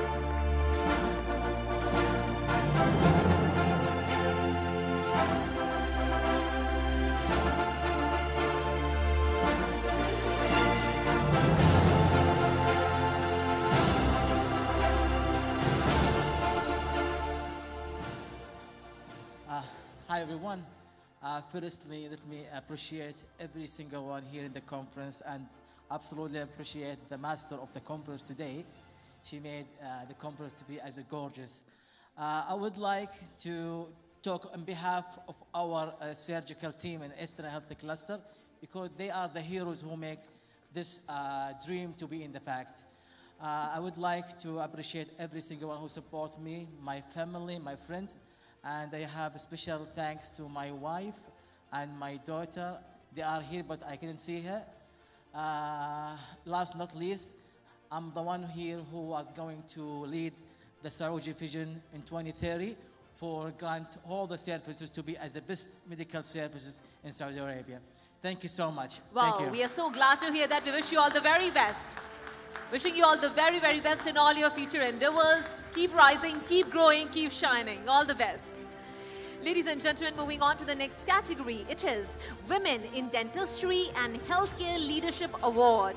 And it goes to the owner of Seamless Dental Clinic. Help me welcome with a huge round of applause, Karima Al-Mahdi, all the way from Saudi Arabia. Karima Al-Mahdi. Karima Al-Mahdi. The Women in Dentistry and Healthcare Leadership Award, Karima Al-Mahdi. Everybody, keep it going. All right, ladies and gentlemen, with that, now it's time to move on to the next category. It is Mental Health Advocate of the Year. And what could be a better way to celebrate this occasion right now when the days are around wherein we are promoting the mental health to the maximum possible extent. And it goes to the founder of 7 Stories all the way from Singapore, Caden Sharon Pereira. Caden Sharon Pereira. Give it up for Caden Sharon Pereira. Everybody, keep it going. Caden Sharon Pereira. Everyone.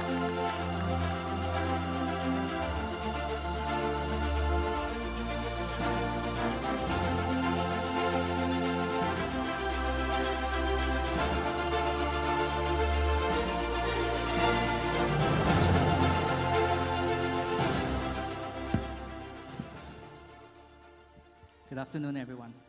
Thank you, Fluxx team, for this incredible honor. and to my wonderful family, friends, and the many communities.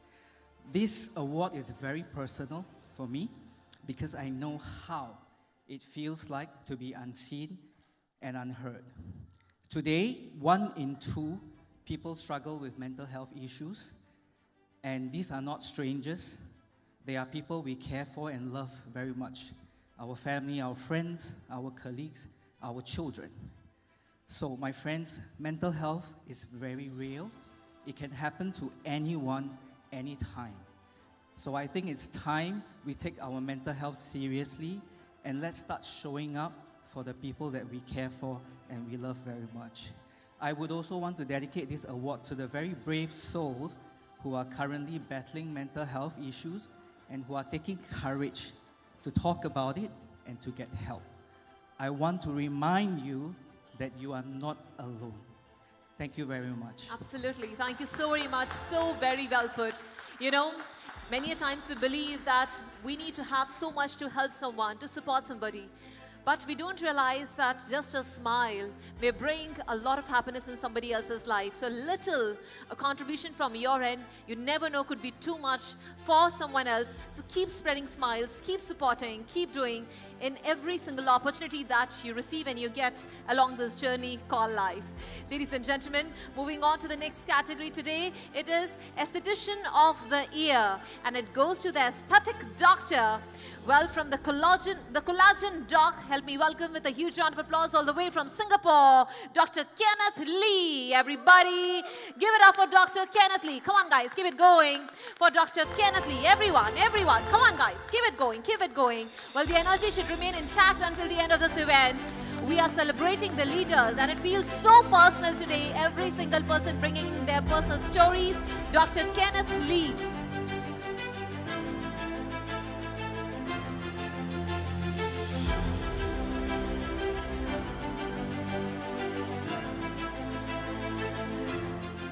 Hello everyone, thank you very much. Thanks for having me here at this event in this gorgeous city. Aging is scary, but we are here to make the process less scary in aesthetic medicine. And as we are aging, we do not only want to stay healthy, but we want to look and feel young and minimize the effect of aging. So it means a lot to be recognized for the work we are doing in aesthetic medicine. And to live a happy life, we need to be comfortable in our own skin.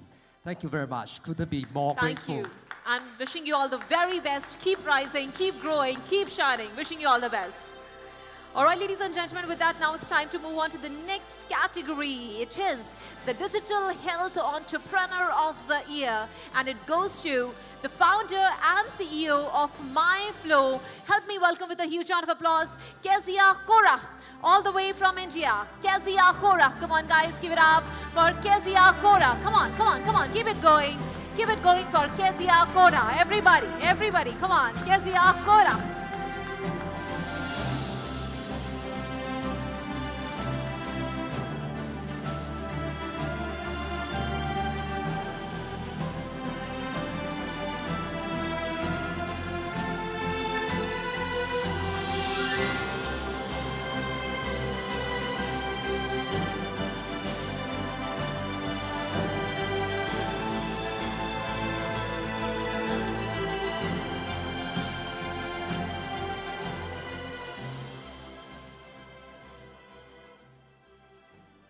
Every time I faced a struggle in my life, I wondered, why is this happening to me?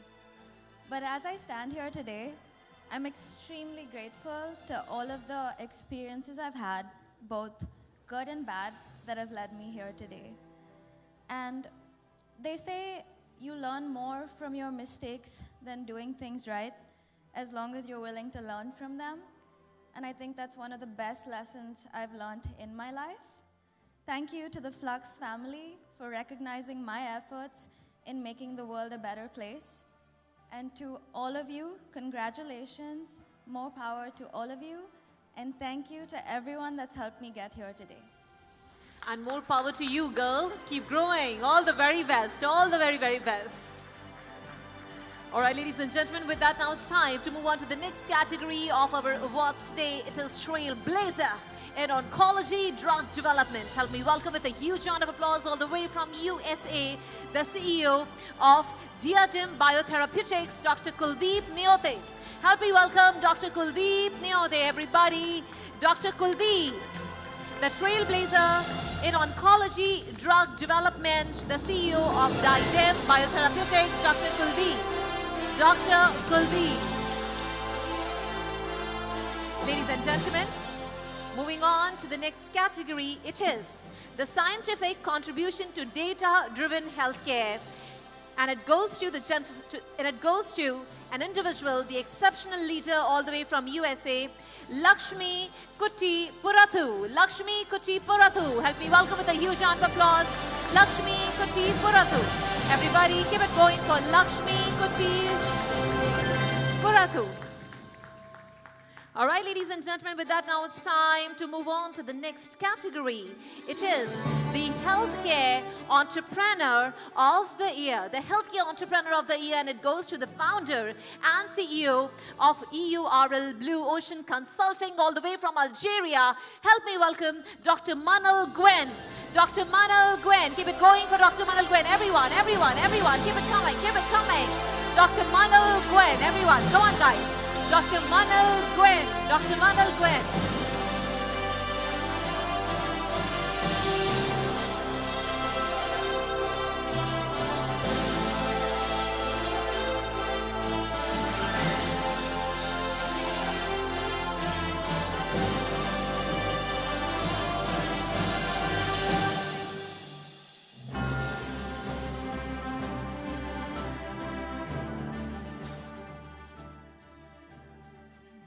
السلام عليكم. شكرا دوحة قطر، هذا البلد الجميل على الاستقبال. I'm proud of myself, to be honest. The second recognition today. It is with deep gratitude and humility that I receive this Healthcare Excellence Award, a recognition that I proudly dedicate to my family, my mother, my country, Algeria, and to our continent, Africa. So, thank you. Thank you. A double recognition with Global Pioneer Awards in Executive Coaching and Strategic Management yesterday. I received from human medicine to strategy, from human body to complex anatomy of organizations. Every step was guided by conviction.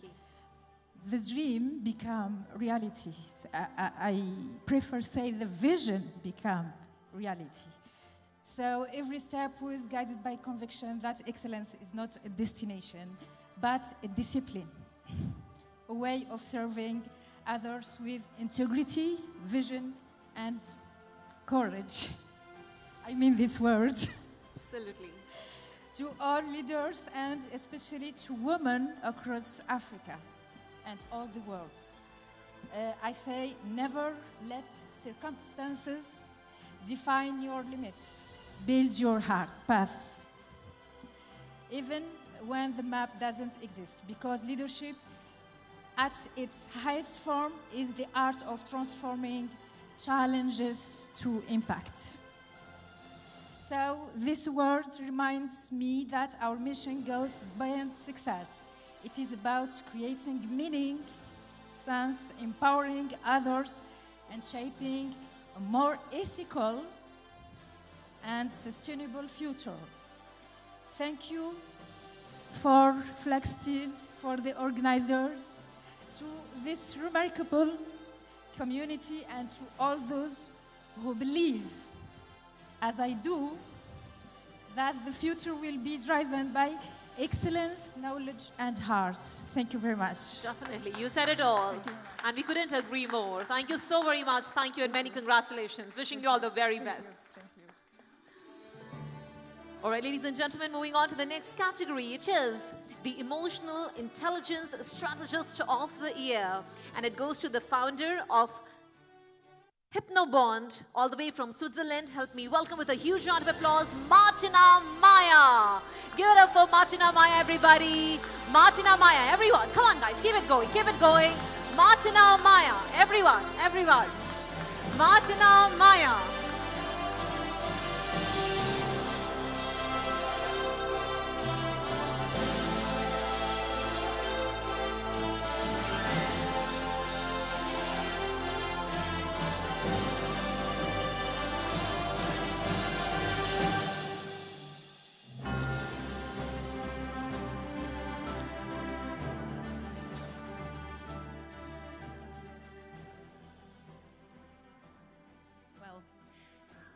At the core of every decision we make, every relationship we build, and every legacy we leave is emotional intelligence. At Hypnobond, we don't just talk about feelings, we rewire them. Emotional intelligence isn't about being soft, it's about being unstoppable. So, the world is changing faster than ever before. And if we really want to thrive in the age of AI, we must master the power of EI. So, Royal Highness, Excellencies, ladies and gentlemen, it is an absolute honor to stand here before you today. And I thank Fluxx Awards from the bottom of my heart. Thank you. Thank you so very much. Very well said. And we wish you all the very, very best. Keep growing, keep shining. All the best, all the best. Thank you, thank you. Ladies and gentlemen, moving on to the next category today, it is the Healthcare Technology Leader of the Year. And it goes to the Associate Partner at McKinsey & Company in Qatar. Help me welcome with a huge round of applause, Meena Daud. Give it up for Meena Daud. Everybody, Meena Daud. Meena Daud. Keep it going. But the Healthcare Technology Leader of the Year, Meena Daud. Well, thank you so very much, Shavona. You have been such a great support, and we truly honor and value your presence here. Thank you. Thank you so very much. Thank you. Thank you. Yet again, give it up for Shavona, everyone. Give it up for Shavona, everybody. Keep it going. Keep it going. Well, I know that you all have been a great source of energy, great source of strength, but one thing I'll tell you, one of the most precious moments of being a part of this conference today is listening to people's personal stories. Where on earth will you find a gathering like this wherein people come not just to share, not just to contribute, not just to collaborate, but bring forth their personal experiences and stories that are basically inspiring us in ways that cannot be described in words. To all your wonderful lives, to beautiful people around, thank you so very much for sharing your stories and inspiring us further. The list goes on, but before we proceed, could you please give yourself a huge round of applause for being such a great source of inspiration today, and I mean it from the bottom of my heart. Every single person present here today. Thank you guys, thank you so much. Ladies and gentlemen, to present the next set of awards to honor our awardees, may I kindly request the kind presence of the jury member, a huge support to Fluxx Events Group. Help me welcome with a huge round of applause, Dr. Manoj K. Menon. Everyone, come on, keep it going. Dr. Manoj K. Menon. All right, ladies and gentlemen. The next category today is the Business Leader of the Year. The Business Leader of the Year, and it goes to the CEO of Saudi Export House, all the way from Saudi Arabia. Help me welcome with a huge round of applause, Dr. Mohammed Al-Shehri. Give it up for Dr. Mohammed Al-Shehri. Everybody, Dr. Mohammed Al-Shehri. Dr. Mohammed Al-Shehri. Well, the Business Leader of the Year. All right? With that, now it's time to move on to the next category, and it is the Pioneering Leadership in Palliative Care Award. Pioneering Leadership in Palliative Care Award, and it goes to the consultant at KFSHRC. Help me welcome with a huge round of applause all the way from Saudi Arabia, Dr. Musab Al-Dhari. Dr. Musab Al-Dhari, give it up for Dr. Musab Al-Dhari. Come on guys, keep it going. Everybody, Dr. Musab Al-Dhari.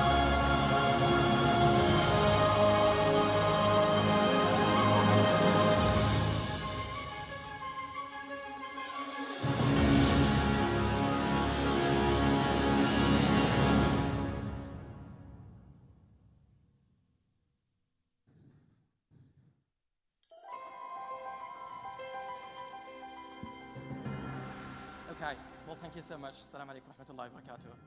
I mean, it's a very common and old proverb reminds us, if you want to go fast, go alone. If you want to go far, go together. And I think today it represents, the team mnemonic that is, together, everyone achieves more. I'm standing, before everyone here with an extreme honor and a privilege, with an appreciation from the Fluxx team as well. This is not, personal recognition. This is just to reflect how important, the palliative care is. And I can see so many awards, were actually given to a mental health specialist. And standing before everyone, I'm trying to combine that physical health is important, mental health is important, social health is important, emotional and existential health is important. But what if you combine everything together? That is this palliative care and supportive care. And I think, palliative care is not only, confined to one hospital, it's not, confined to one country or even one region. It's a global movement. It is a human right. Not only this, it is an essential part of a natural, cycle of life. And I shared, this award with everyone who cared and, embrace and acknowledge, this dedication. And sharing is caring. So I believe we're here together, celebrating a very wonderful, recognition. And congratulations for everyone who got awarded, and many more to come. Thank you. Absolutely. Thank you so very much. Thank you. Well, you never know that what we need at the moment, be the emotional health, mental health, physical health, or the social health, the overall growth and development of an individual is of extreme importance. And thank you for being a part of such a noble cause. Keep growing, keep shining. Ladies and gentlemen, with that, now it's time to move on to the next category today, and it is the Healthcare Technology Leader of the Year. And it goes to the director, one of the directors in Qatar. Help me welcome with a huge round of applause, Nima Sheikh. Give it up for Nima Sheikh, everybody. Nima Sheikh. All right, ladies and gentlemen, the Healthcare Technology Leader of the Year, Nima Sheikh. Moving on to the next category, it is somebody who has created a huge impact, and I'm talking about the Impactful Women of the Year, and it goes to the Director, Human Research Protection Program at Sidra Medicine. Help me welcome with a huge round of applause, Noor Saleh. Noor Saleh in Qatar. Noor Saleh, everyone. Come on, guys. Noor means light. As she is bringing the light, you have to bring the energy. Keep it going for Noor Saleh, everyone. Noor Saleh. Keep it going. Noor Saleh.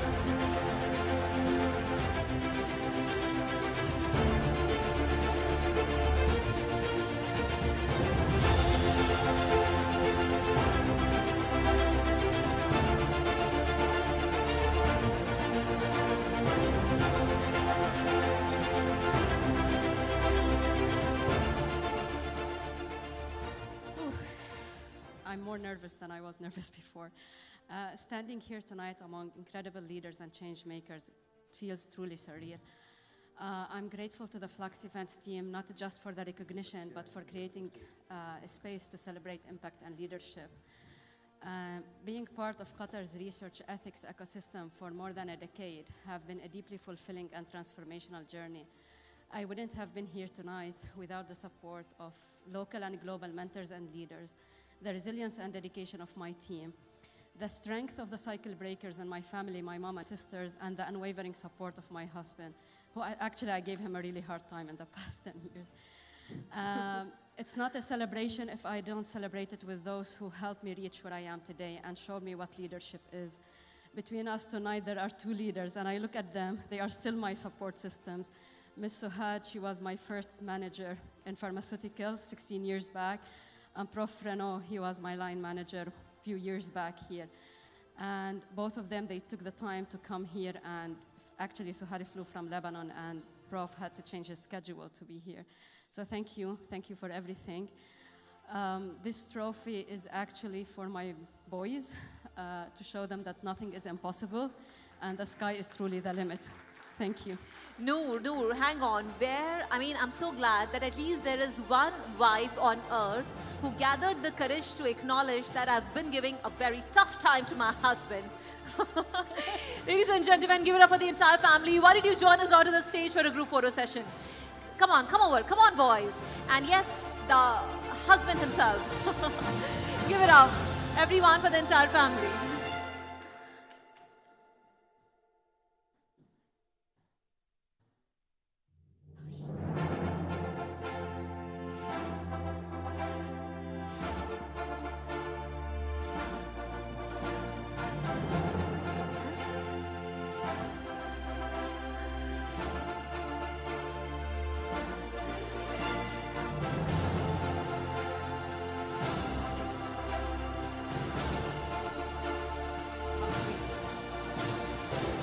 Guys, give them a huge round of applause, everyone.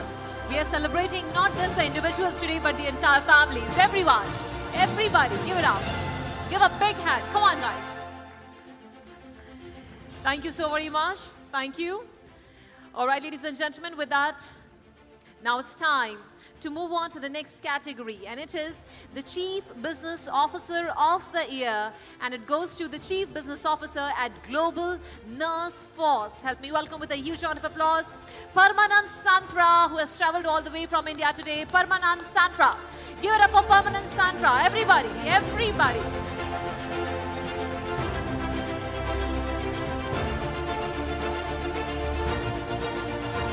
Well, if we just try and translate the meaning of the word, the name Parmanand, it means the supreme happiness. So we are pretty sure that the work, the recognition is bringing the supreme happiness in his life today, and his presence is bringing in our lives. Congratulations, Parmanand. So, first of all, I really wish to say thank you to the Fluxx team. Their tireless efforts. I can see the youngsters day in and day out, they have been working to choose the right talent, right leader across the globe.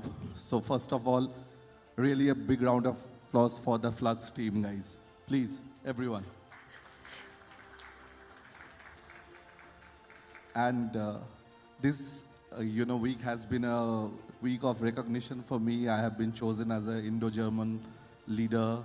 I have been a part of the WHO working group in the healthcare, and the third is the Fluxx. So really a roller coaster ride for me. All I just wanted to say, the leaders, the distinguished people over here, we are the change makers. If we join hands, if we feel that, yeah, we can do it, then definitely we can do it. No one can stop us. So with that positive mindset, with that enthusiasm, with the strong note from the MC and the excitement, I just wish to congratulate every leader who have been chosen and handpicked by the juries of Fluxx, and really wish to dedicate this award to my global CEO and the team members in Global Nurse Force, and also my parents. Thank you, everyone, Thank for you so trusting very me. much. Well, this is just the beginning for you. Many more to come. Keep up the good work. Wishing you all the very, very best. Keep rising. Keep soaring high. All the best. All right, ladies and gentlemen, with that, now it's time to present the next award today. And the category is the Lifetime Achievement in Public Health and Development. And it goes to the founder of Joy for All NGO and Joy for All Academy. Help me welcome with a huge round of applause, Pirate Kangala. Give it up for Pirate Kangala, everybody. Pirate Kangala. Everyone, keep it going. Pirate Kangala.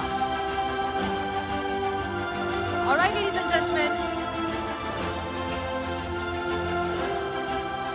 With that, now it's time to move on to the next category today, and it is Leadership in AI Blockchain Expert of the Year. Leadership in AI Blockchain Expert of the Year, and it goes to the Honorary Strategy Advisor at Blockchain Legal Institute. Help me welcome with a huge round of applause, Radha Krishnan Mahalingam.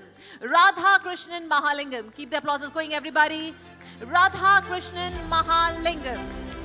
All right, ladies and gentlemen, with that, now it's time to move on to the next category, and it is Veterinary Diagnostic Innovator of the Year, and it goes to the co-founder and CEO of VetScan Diagnostics Private Limited, all the way from India. Help me welcome Rajneesh Singh. Rajneesh Singh, everybody give it up for Rajneesh Singh. Come on guys. Whoa, where's the energy? We are here at Fluxx, and Fluxx means energy, change and momentum, so we need to feel it. Come on guys, for yourself. Give yourself a big hand. Everyone, keep it going, keep it going. All right, ladies and gentlemen, with that, now it's time to move on to the next category. It is Leadership in Medical Education and Training, and it goes to the director at Al Musa Health Group. Help me welcome with a huge round of applause, Reem Omar Al Navaja. Reem Omar Al Navaja. Reem Omar Al Navaja, all the way from Saudi Arabia. Reem Omar Al Navaja. All right, ladies and gentlemen, with that, now it's time to move on to the next category, and it is the Healthcare Researcher of the Year. The Healthcare Researcher of the Year, and it goes to the founder of Saptam Veda. Saptam Veda. Saptam Veda, Rishika Dighe. Rishika Dighe. Help me welcome with a huge round of applause. Come on, guys, everybody, everybody. Rishika Dighe. Keep it going. Every single person present here. Rishika Dighe.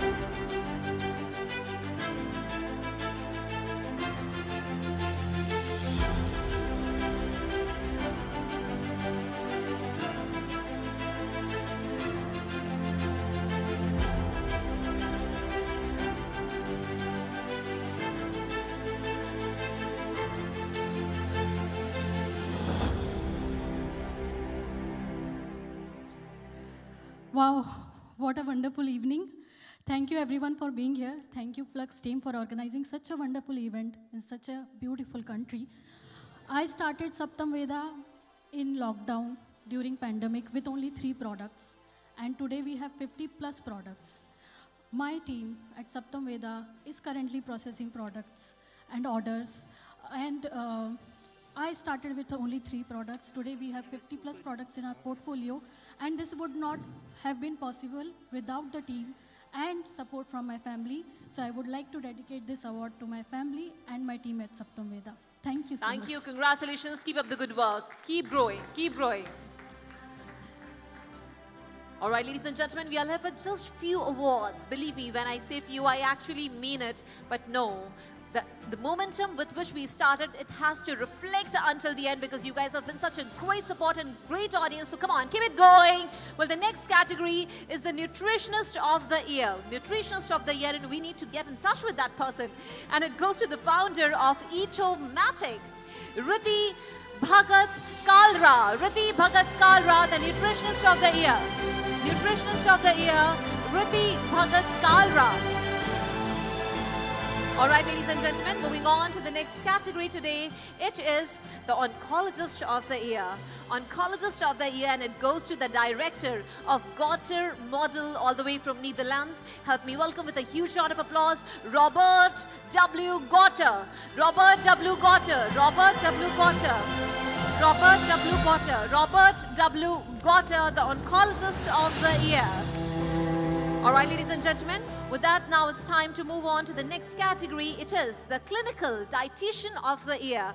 Clinical Dietitian of the Year, and it goes to the Clinical Dietitian at Diet Delights Qatar. Help me welcome with a huge round of applause, Sabine Marhab. Sabine Marhab, everybody. Give it up for Sabine. Everyone, come on, guys. Keep it going. Sabine Marhab, everybody. Sabine Marhab.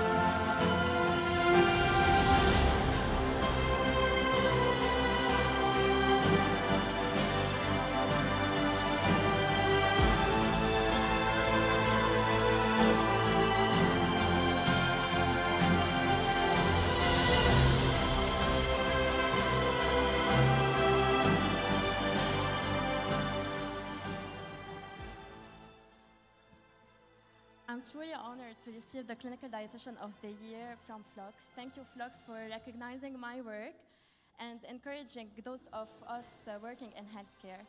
I would also like to thank my parents and brother for shaping me into the person I am today. Their support and guidance have been my foundation. Finally, I'm deeply grateful to Diet Delight who gave me the opportunity to work in Qatar, where I can grow professionally and make a difference. This award is not only for me, but for those who have supported me and believed in me all along the way. Thank you. Many congratulations. We wish you all the very best. Keep growing, keep shining, and keep bringing delights in people's lives. Everybody, ladies and gentlemen, you see, in just some time from now, we are going to be gathering for gala dinner. So when I ask you to applause, remember, I'm getting you ready for the gala dinner. I'm helping you burn your calories so that you have enough space, enough mood, so that you can consume as much as possible the energy, the vibe, and the delicious food. So last few awards, keep the energy flowing. The next category is the Transformational Healthcare Leadership Award, and it goes to the founder and director of Transcend Healthcare, all the way from UAE. Help me welcome Dr. Sajid Burud. Everyone, give it up for Dr. Sajid Burud. Dr. Sajid Burud. Dr. Sajid Burud. Dr. Sajid Burud, ladies and gentlemen. Moving on to the next category today, it is the Healthcare Technology Leader of the Year. The Healthcare Technology Leader of the Year, it is the CEO and founder of iCare Services, all the way from USA, Sameer Patel. Sameer Patel, we have Sameer here with us. Come on, everyone, keep it going for Sameer. Come on, guys, everybody. Sameer Patel. Congratulations, Sameer. Keep up the good work. Keep it going.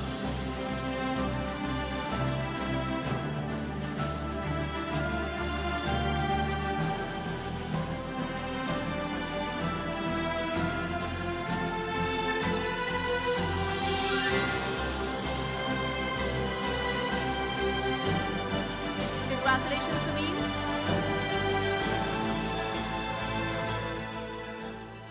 Assalamu alaikum, everybody. Thank you, and thank you to Fluxx for this most prestigious honor. It's an absolute privilege to be here today in front of all you amazing leaders across the globe. Thank you for all that you do. It would be remiss of me not to thank my parents for forging me and giving me the opportunities I have today. A big thank you, it might be my name and my face up there today, but to my healthcare team back in the UK who work tirelessly every single day to deliver impactful, quality, consistent care. So a big thank you to them. And lastly, to my partner and my soulmate, my wife, and our 3 amazing children. Thank you for the support and the guidance and the wisdom you bestow upon me every single day as well.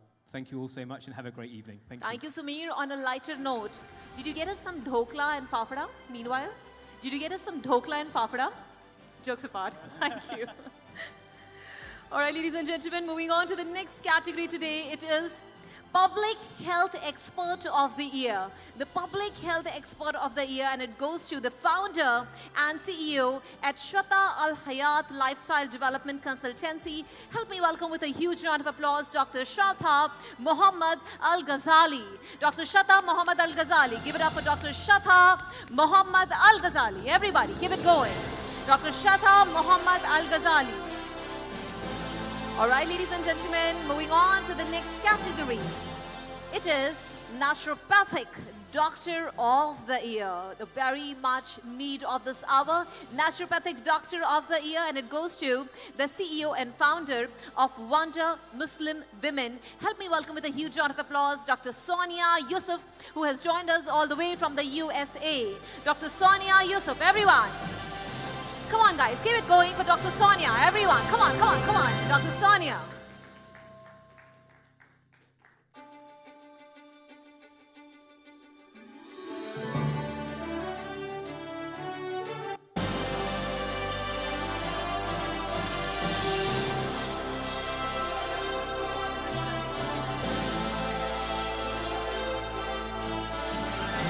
Well, we have got Hassan Proudson joining the mom to receive the award. Give it up for Dr. Sonia and her Proudson. Everyone, come on, guys. What could be a better way to celebrate the success and stories and journeys than our families right next to us? I would like to thank very much indeed the team of Fluxx. Very amazing team. I really had an excellent moment here, and I think that now you're the next family, and we were going to come with you. I would like to thank Qatar and their great people also for hosting us. Of course, I would like to thank my family, my parents, and especially my children, and here Mohammed, my son. And the last word I would like to say that I dedicated to all the live. We are changing for the better, and all the live we will save, inshallah. Definitely. Thank you. How do you feel your mom receiving this award today? Excited? Happy? Absolutely. Thank you for joining us. Thank you. Give it up for them, guys. Everyone, come on, everybody. All right, ladies and gentlemen, with that, now it's time to move on to the next category. It is Innovation in Public Health Strategy. Innovation in Public Health Strategy, and it goes to the leader from Qatar. Help me welcome with a huge round of applause, Shri Devi Kotala.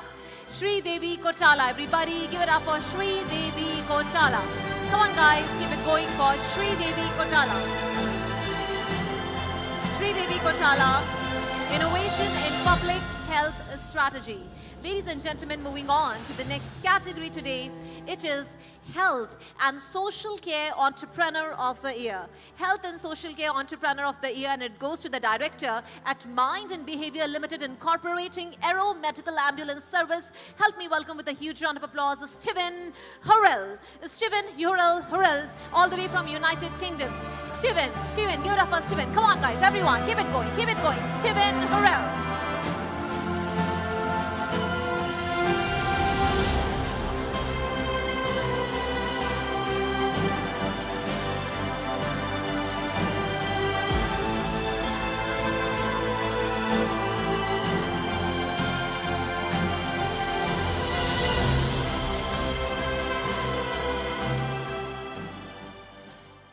Thank you. It's not normal for me to stand in front of people like this unless they're medical in my team, but my recognition is appreciated with the Fluxx events team. I just really value all the support that everyone's given me through the last 17 years of all the work. And yeah, it's a great team to work with. The healthcare sector has so much more to give. Everyone here is bringing everyone else together to make that future positive. And I'd just like to say thank you to everyone again. It's been a great atmosphere and a great environment to be in. Thanks very much. Thank you. Keep up the good work, and we wish you all the very best in all your future endeavors. Thank you. Keep up the good work. Ladies and gentlemen, moving on to the next category, it is Mentor of the Year for Life Sciences and Healthcare, and it goes to the CEO of Blackfields Consulting and Ojika Industry, all the way from Japan. Joining us is Taruho Kuroda. Taruho Kuroda. Help me welcome with a huge round of applause, Taruho Kuroda. Everyone, keep it going. Keep it going for Taruho Kuroda. Come on, guys. Taruho Kuroda.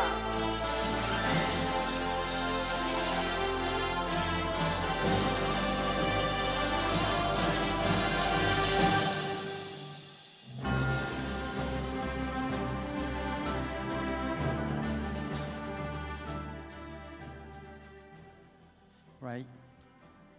Thank you, Fluxx team, for finding me. Thank you, everyone, for staying with us to celebrate our contributions. I was born in a family where we run a pharmaceutical distribution business, not a narcotic drugs, but good ones. Since then, I've been so much impressed by what drugs can do and how important health is. I've been devoted my life to life science, pharmaceutical industry, healthcare, and human wellness. There are good days, bad days, but these are the reason that I wake up and get out of the bed and also stay up until 2 a.m. speaking with people around the globe. My passion is to pass the baton of innovation to the next generation and also to spread the circle of innovation ecosystem throughout the world. Thank you again. And I believe I'm the only one from Japan as a delegate. I'm here to support your business expansion. Let's talk, let's collaborate, let's make the world better and healthier. Thank you so much, everyone. Thank you so very much. Thank you, sir. We wish you all the very best. Keep it going, keep it going. Ladies and gentlemen, moving on to the next category. Let me tell you, we have got just 2 more categories left. The next category is the Women of the Year in Medicine. Wow, now this happens to be a really exciting one, and it goes to the General Practitioner and NHS Partner at Restored Healthcare, all the way from United Kingdom, Dr. Victoria Minka Adam. Dr. Victoria Minka Adam. Dr. Victoria Minka Adam. All right, ladies and gentlemen. With that, we move on to the final award category today. What a fascinating journey it has been. And the final category is Excellence in Sports Rehabilitation. And it goes to the delegate all the way from Saudi Arabia. Help me welcome with a huge round of applause, Yasser Al-Amri. Give it up for Yasser Al-Amri. Everybody keep it going. Yasser Al-Amri. Come on, guys. Now you have to be really generous with your applauses. For one more time, Yasser Al-Amri. Come on, everyone keep it going. Yasser Al-Amri.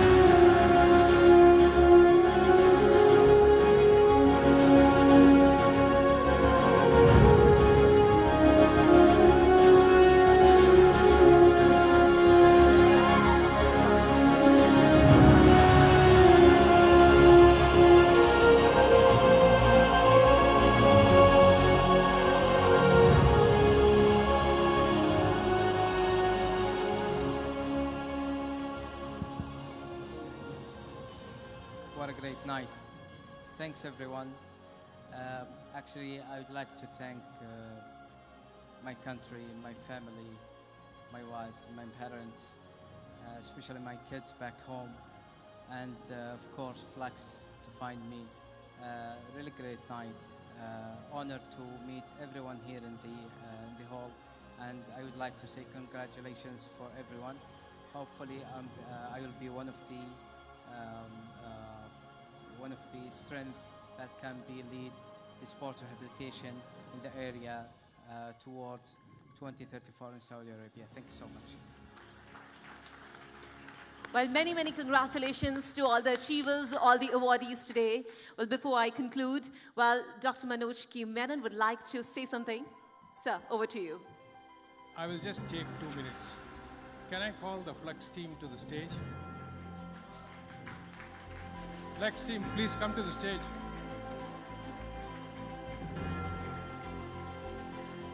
Fluxx. Well, all the team members of Fluxx. Fluxx team, please come to the stage.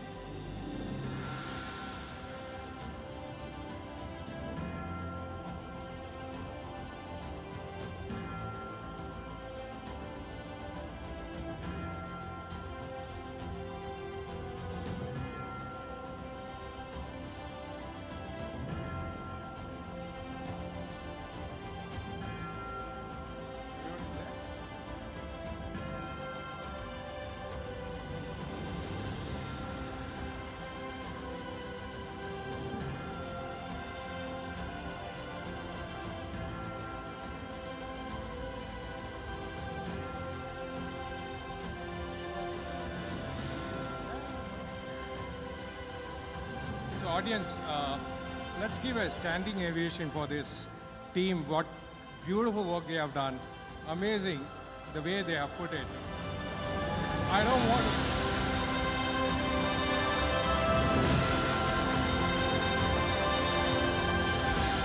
And let's give a applause to our AV team who's sitting. They have done a good job too. Thank you, Fluxx, for putting up a wonderful show. Thank you. Thank you, audience. Thank you. Thank you so very much, sir.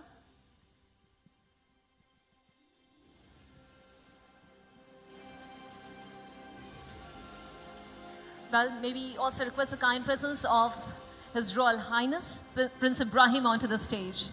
Your Highness, so could you please join us onto the stage? It will be truly an honor to have you join us to treasure this moment forever. Ladies and gentlemen, yet again, give it up for His Royal Highness Prince Ibrahim. Everybody, come on guys, keep it going.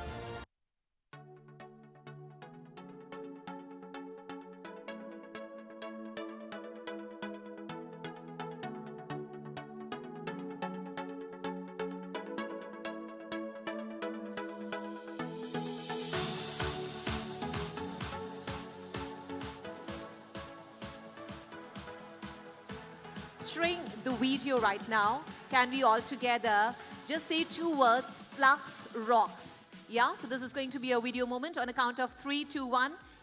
Fluxx rocks, at least the people here behind, can we do that? All right, 3, 2, 1, here we go. Fluxx rocks!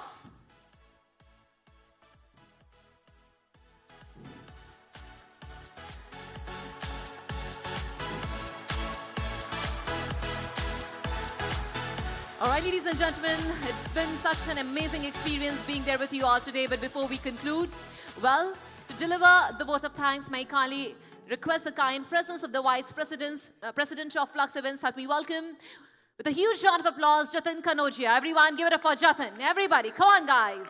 The man who has been working tirelessly, bringing and putting us all together, Jatin Kanodia.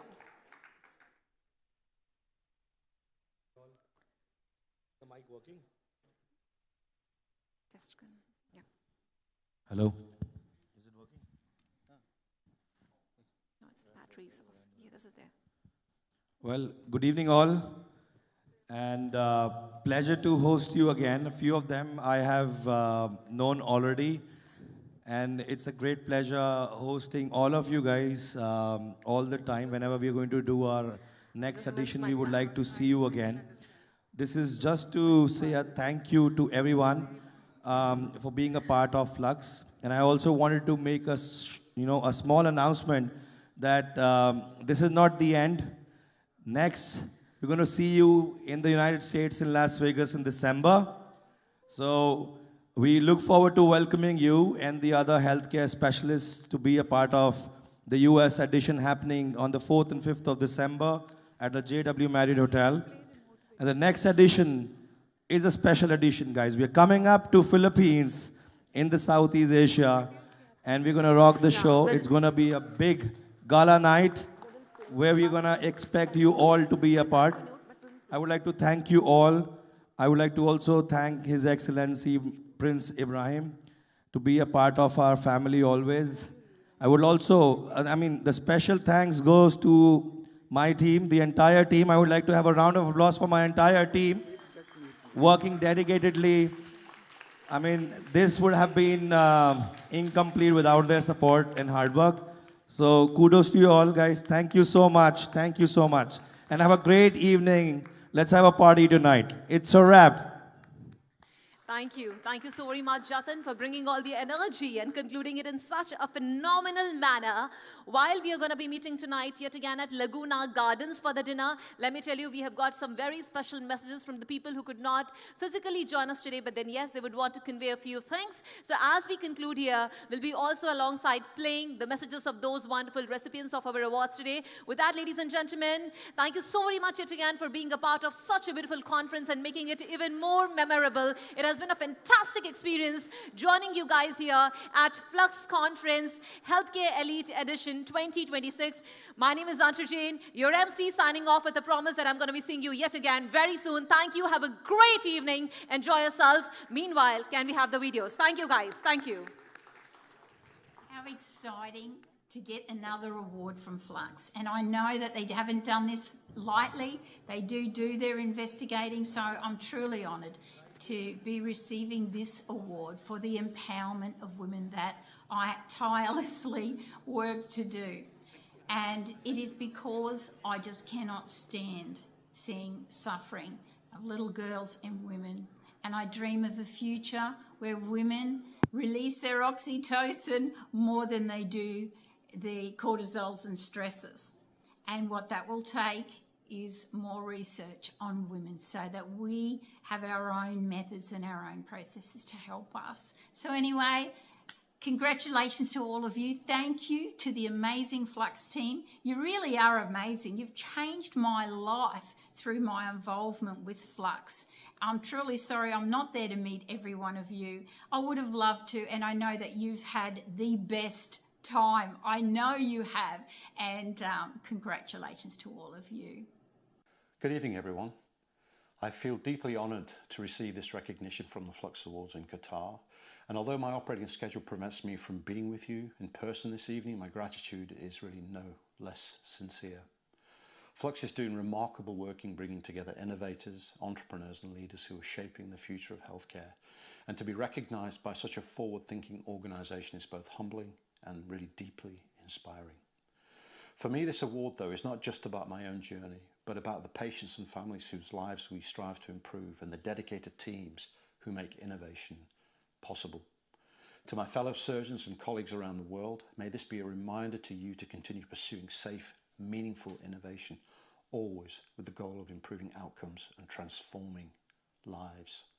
Thank you, Fluxx, for this honour and for the vision you are bringing to our profession and beyond. Have a lovely evening, everybody. Mabuhay! My name is Reggie Legaspi from St. Luke's Medical Center, Global City. It is with deep gratitude and humility that I accept this Leadership Award in Patient Safety and Quality Care, Health and Wellness, Philippines. This honor is not just for me, but for the entire St. Luke's Medical Center, whose unwavering commitment to excellence and compassionate care inspires me every day. At St. Luke's, we believe that true leadership is measured by the safety of our patients, the quality of our outcomes, and the strength of our people. This recognition is a reflection of the countless nurses, doctors, and healthcare workers who dedicate themselves tirelessly to advancing patient safety, innovation, and wellness. To the organizers, thank you for providing me this platform that celebrates healthcare leadership across the globe. I accept this award on behalf of every healthcare professional in the Philippines who continues to push boundaries despite challenges, proving that resilience and compassion know no borders. Maraming salamat, and may we continue to champion safe, quality, and patient-centered care for all.